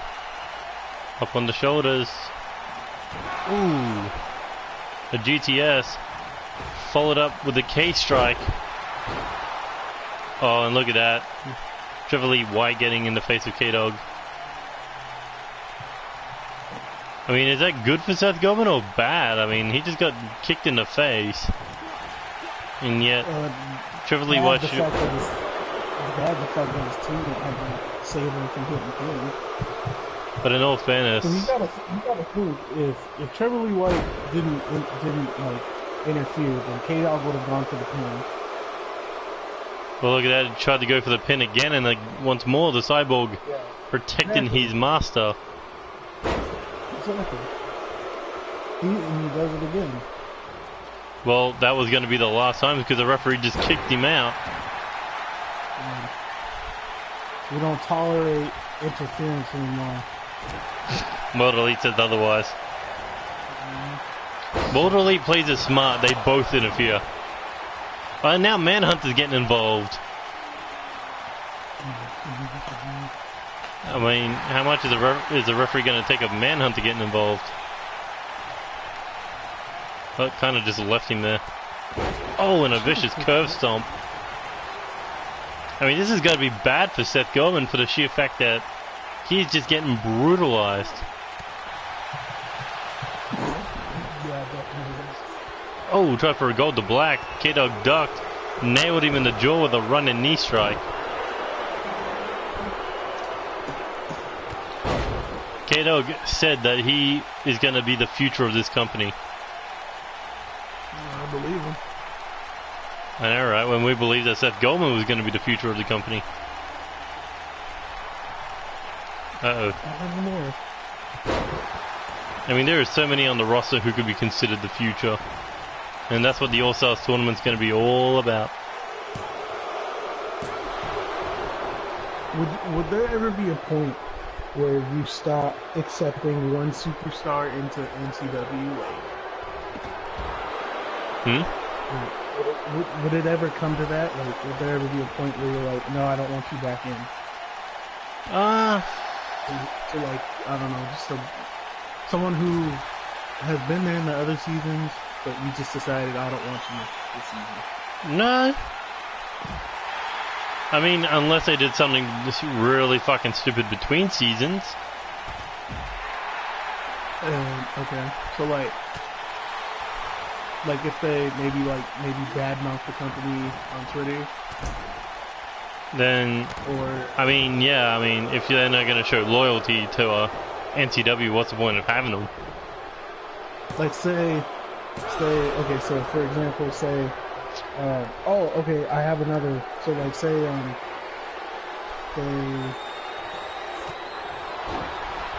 okay, so I just win the world title, and I won the world title.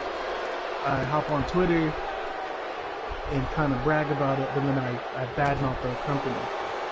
One, I doubt you would, but I know that you're just hypothetically speaking. It's like, I mean, I don't know. Depending on what they said about the company, is like I trash talk the roster, trash talk you. Yeah. Oh no, I'd make you defend the title in a fucking elimination chamber. You wouldn't just strip me of the title and fuck no. Release me? No. But what if I win that? What if I win that match? I don't know. You got every right to fucking brag, don't you? Then. I mean, if it came to it, would you release someone from the company if you just were tired of their shit? I mean, I haven't let go of Angel Ramirez yet. Yeah, but and trust me, he was pushing me to the fucking limits. Like. And then when would you say early stage Hydra was also pushing me to the limit. I was like, you know, I give them a chance to clean up the shit, their act or whatever. And if they refuse to do it, then you know, might have to take it a little further than I normally do. When would you say Angel Ramirez was like kind of pushing you? Huh? I said, when would you say Angel Ramirez was like pushing you? Like pushing you buttons? Back in the fucking PS4 chats, where it's me, you, and him, and he was getting those stupid ass promos. Oh, okay. So it wasn't something he did in NCW that like pissed you off, or like something he said, just him being annoying. Yeah. But then again, pissing me off isn't gonna fire you from the company. It's just how you fucking act outside the, you know, the company on Twitter and shit that it's gonna get the social media network buzzing about you in a negative way. Like, you know, the one who got blacklisted for, you know, pedophilia shit. Yeah. Yeah. If someone did like shit like that. Or, you know, someone went to jail for murder or some shit like that.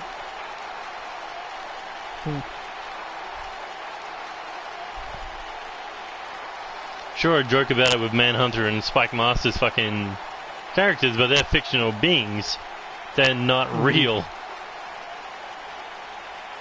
But I mean, if someone actually did it in real life, then it's like, nah, I don't want to dip my hands in that fucking terrible gravy mix. Yeah. But K-Dog, huge victory over Seth Goldman.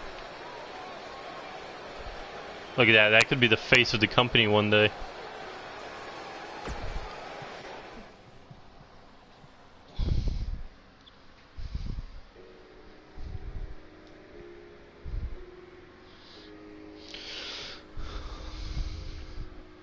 I'm sure your eyes are going to be on this match.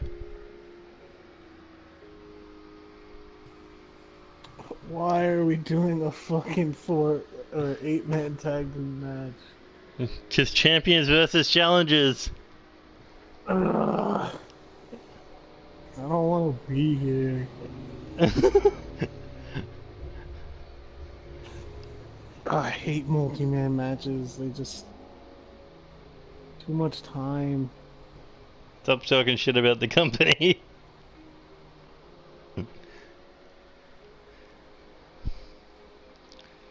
What's wrong with 8-man tag matches? They're interesting sometimes. Eh. And also, aren't you the 6-man tag team champion right now? You can't really be talking shit about multi-man matches. But there's a difference. There's a difference between our matches and this. Yeah, I can't make a tornado tag. Ours is tornado tag. Okay, so it's constant action. There's a difference. Yeah, I'm sorry that the game didn't put in tornado tag 8-man matches.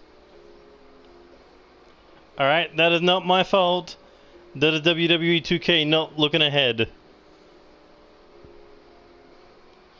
They're like, oh, we'll put in 8-man matches, but we're not going to put in an 8-man tornado tag match, even though we have the ability to do an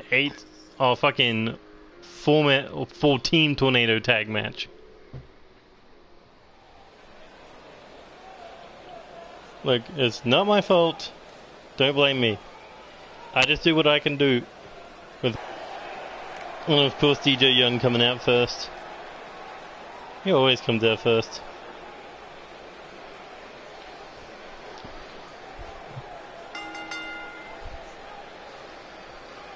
But either way, DJ Young, the #1 contender for the NCW World Heavyweight title, getting his rematch inside Hell in a Cell.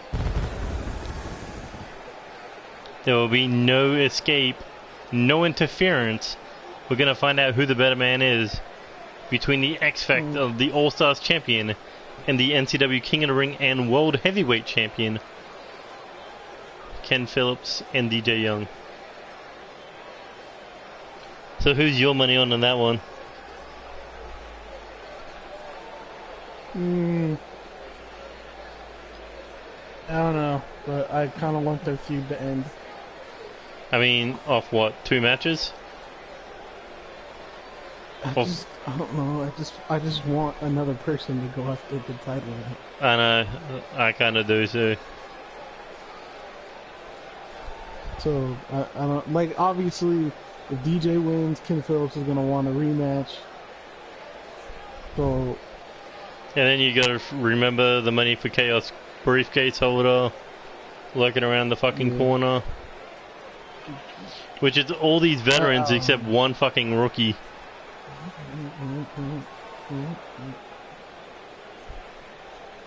Mortal Kombat.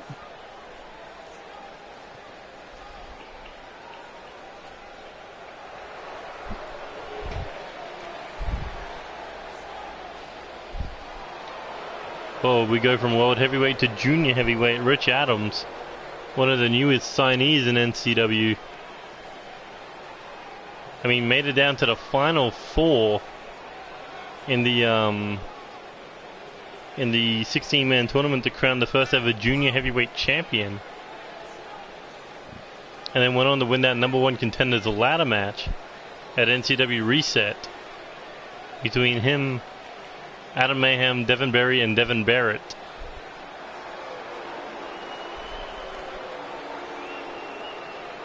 Oh, no. Couldn't do that. I was gonna say do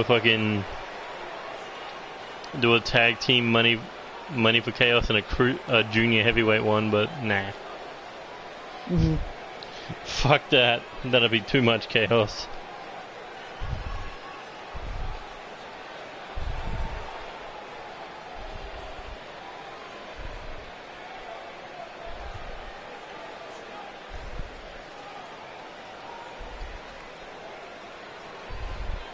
Not to mention I only have like a fucking 4 recordings left.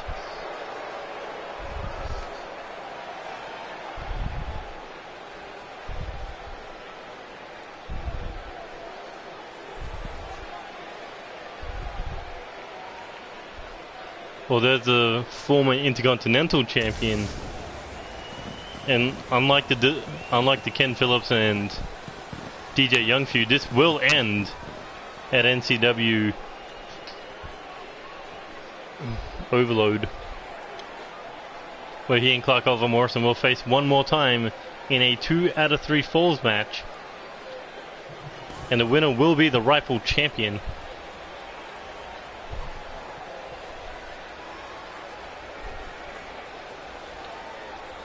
So who's your money on? The 6-time US champion or the 2nd ever Grand Slam champion? And 2-time Intercontinental? I'm gonna go with Dizzle. You reckon Diz is gonna win? I mean, he has been impressive since he came back to Season 3. He's just had a whole new game plan. A whole new ruthless aggression that we haven't seen since Season 1.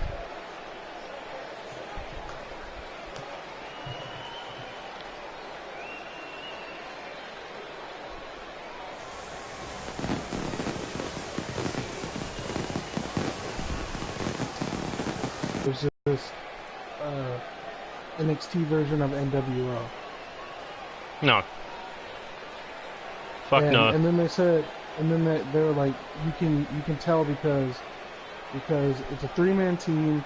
And one is 4-man. Well, this is before Roddy Strong. Oh. But It's a 3-man team, and their entrance themes sound the same. And then also because when NWO would come out, Hulk Hogan, when he was the champion at the time, Hulk Hogan would do the air guitar on the title, which is what Kyle O'Reilly does now. But no, I heard this person say that, and I was like, are you serious? Come on, dude, like really. That's like saying the Young Bucks are fucking rockers. Yeah, no, I would say that they literally have inspiration off of the Rockers. Exactly, but that doesn't exactly make them exactly the same. No, except, you know, they've buried the idea that the super kick could put anyone away. Definitely have. But either way, the one of the two number one contenders. I mean, you got your eyes on this man. And how impressive would it be to debut and in a month become the United States champion at his first pay-per-view? Extremely impressive. Yeah, I think Overload's going to be his pay-per-view debut. And it's for a US title match. I'm just hoping he wins. Oh, that'll be the best debut he'd ever have. I don't think I've ever seen anyone debut and win a title higher than the fucking Open Challenge belt. I don't know. I mean, in WWE, there's been people that have come in on their debut and won. Oh yeah, like Santino winning the IC title, fucking Big Show winning the world title in WCW. Carlito did it twice. He on first day in SmackDown won the United States. First day on Raw won the Intercontinental. Paige did it. Gail Kim did it. Santino. Yeah. Oh man, the top 1%. Well, how's this for a sight? The World Heavyweight Champion and the Junior Heavyweight Champion coming out at the same time together. EC3 is playing. But that is a good sight.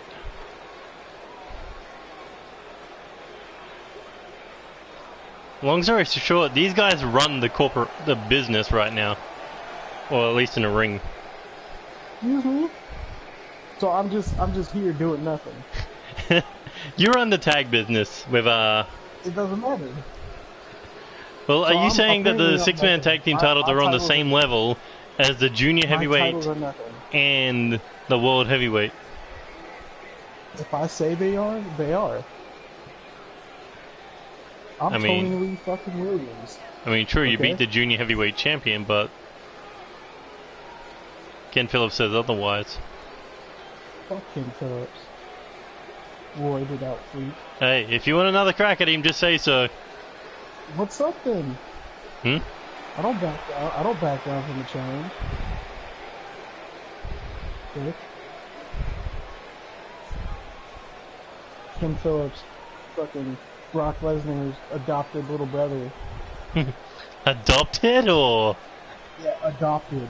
Adopted. He's not even part of the actual family. He's adopted. He's like the red-headed stepchild. He only got fed half the steroids Brock Lesnar did. Exactly. They're like, we'll bulk you up just a bit. Just a bit to throw fucking, you know, people around the ring. Not enough to fucking, you know, F5 5 people at once.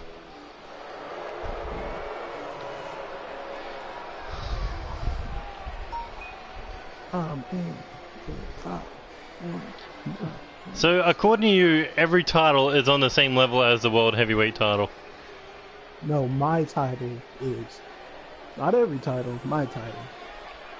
So, what about David Cassidy and Joey Hartman's titles? I mean, is yours the better of the three titles, or? I mean, technically speaking, you're the one who did win the fucking titles. Or with that last... Wait, did you get all the pinfalls, or just two? Which one? In the World Elite match at Reset, did you get all 3 pins? 2 of them, I think. I know you got the one on 89. I think you got the one on Loki, and did you get the one on Corvo? Is the question. No, I think Hartman or David got that one. Actually, I have to go back and look at that one. Because Corvo was kicking my ass on the outside, and then you got back in the ring, and and then Corvo ended up getting eliminated by someone. Yeah, and then we ended up getting back in the ring, and then I think was Corvo eliminated first or was Loki? Yeah, because he won the junior heavyweight title earlier in the match or in the night. Well, that was his fault for getting into matches. What, for him winning a tournament and becoming the first ever, junior heavyweight champion? Shame. He didn't have to be in the. He didn't have to be in the tournament. You already did. I was out of names. You could have thrown someone else in there. You could have created one more person. Coulda, woulda, shoulda, didn't. So it was in part 4, right? Yeah, it was the match right before that really long fucking Iron Man shit. Okay, so that was the women's title match. Amber James, you look so good with the belt. The Intercontinental title match. Yeah.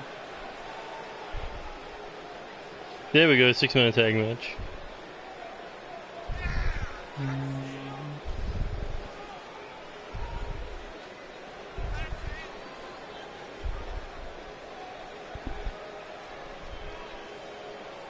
Oh no, at that point,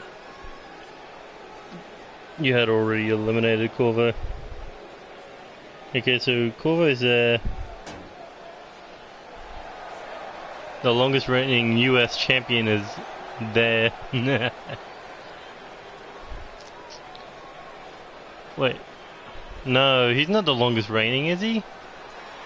Ooh. Shit. Andy Reeves. I don't think so. I think Joey Harmon still is. Joey held that title for like, what, 3 months? I know, Andy Reeves is getting close. Let's see. Revenge. To the end till reset till Overload. So 4 months he's nearly held that belt.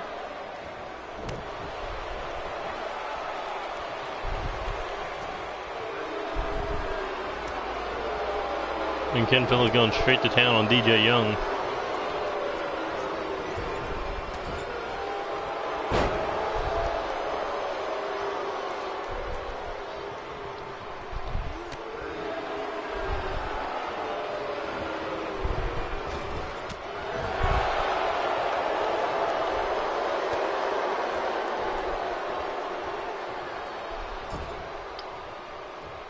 DJ Young making a tag to Diz.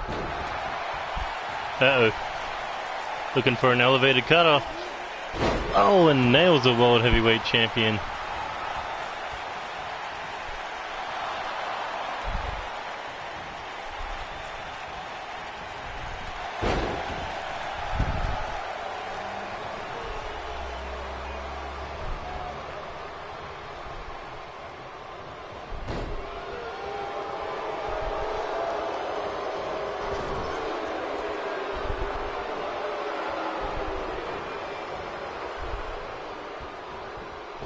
Holy shit, now Corvo's getting double teamed.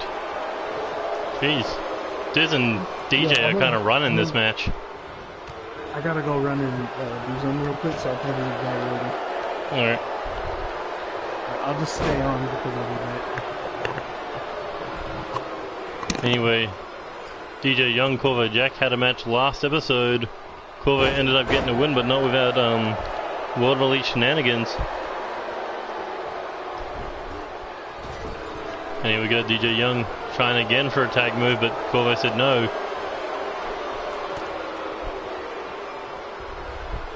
Continuing to try to get him into that corner. Who's he going to make the tag to? Looks like back to Diz. And here he goes. Oh! Hitting with a scoop slam drop kick. Big splash. Is Corvo looking to make the tag, but who would he go to? World Elite partner the KOD or the Intercontinental Champion Clark Oliver Morrison.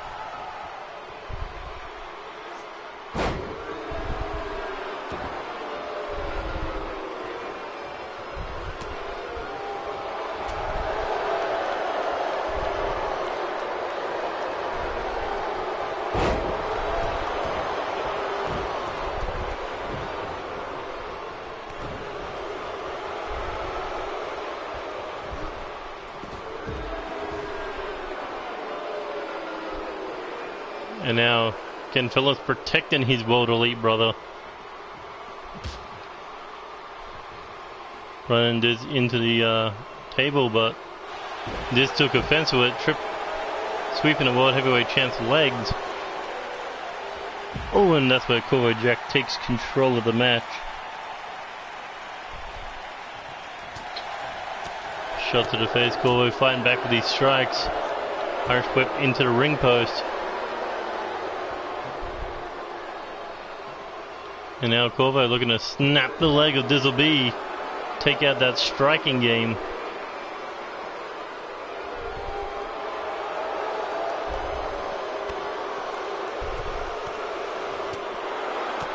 And Corvo continuing to throw punches and bunches, but Diz able to counter, looking for a neck breaker. Ooh, and on the outside, that's going to leave some pain in the neck of the French main eventer. Diz just gets out of bat. Every match is no disqualification. That is why Diz is illegally getting away with this. But the question is, why isn't Ken Phillips getting involved?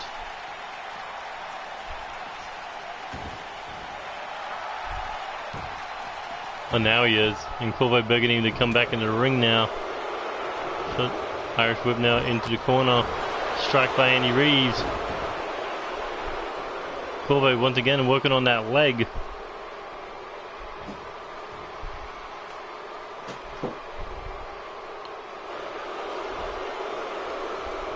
Trying to twist and mangle Dizzle B's leg, keeping the ring separated, but Diz able to slide out the back. Oh, and nail the neck breaker on the way down.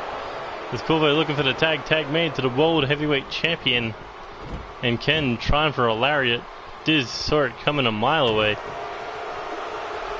And here he goes, looking for the 4K dissolution knee. And what a victory it would be to pin the World Heavyweight Champion in this Champion versus Challengers match. As he hooks the leg, is Diz gonna end the streak of sorts of Ken Phillips? I mean, hasn't lost once since season 3 started. Beating Cody Simmons at Reset, beating DJ Young on episode 9, then beating Tony Lee Williams, Spike Masters, Joey Hartman.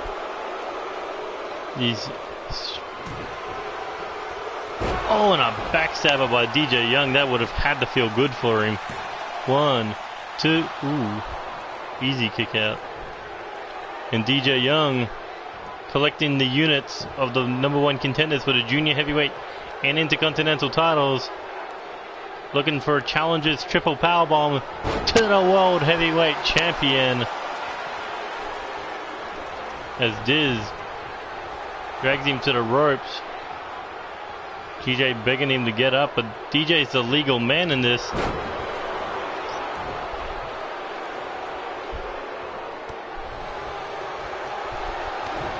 Uh-oh. Here we go, the move that took away DJ Young's world title. Reaper's Wings. And after a Shield triple powerbomb, still able to connect with it as DJ just able to kick out. There we go, shot to the face, DJ down to one knee.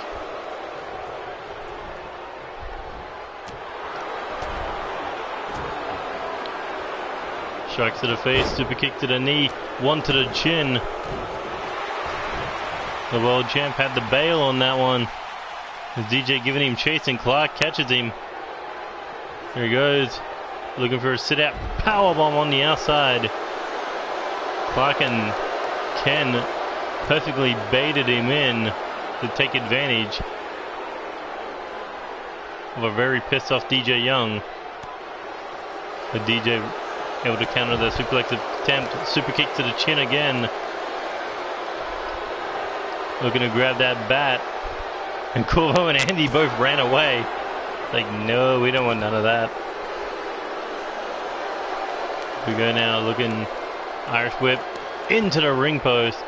Old champ stumbles.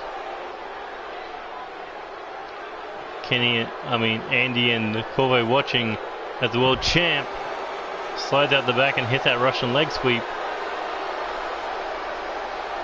This battle between Ken and DJ Young continue on the outside. Irish whip back into the ring now. Ken Phillips rolls him over face first into the ring apron, followed up with a high knee strike.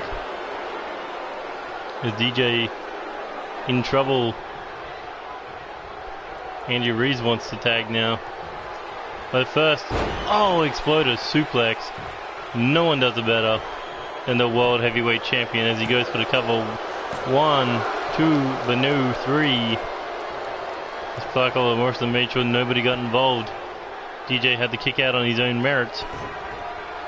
But he's going to have to kick out again because here comes a second Reaper's Wings to the #1 contender.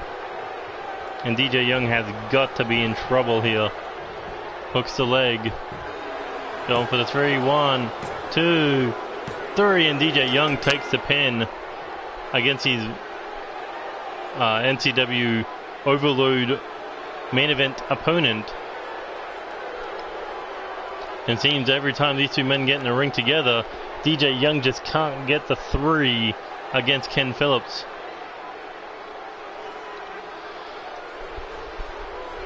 Hooks up, look at that. DJ Young try as he might, but by the looks of things, losing that World Heavyweight title is slowly breaking this man.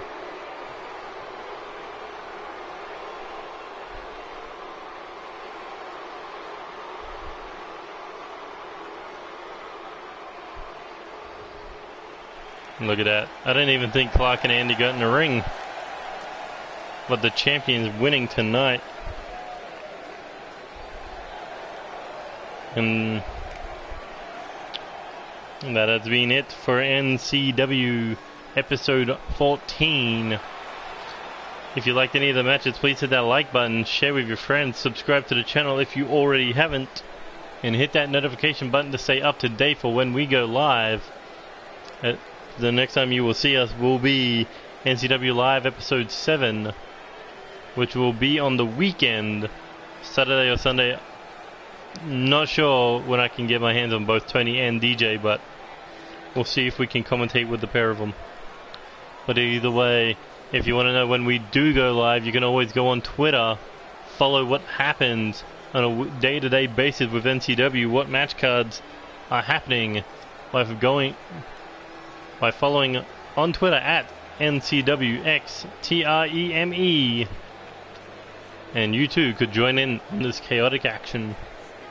But either way, that has been it for episode 14. You know when to tune in next time. I have been Neo Extreme. I have been joined with Tony Lee Williams, and we will see you guys next time.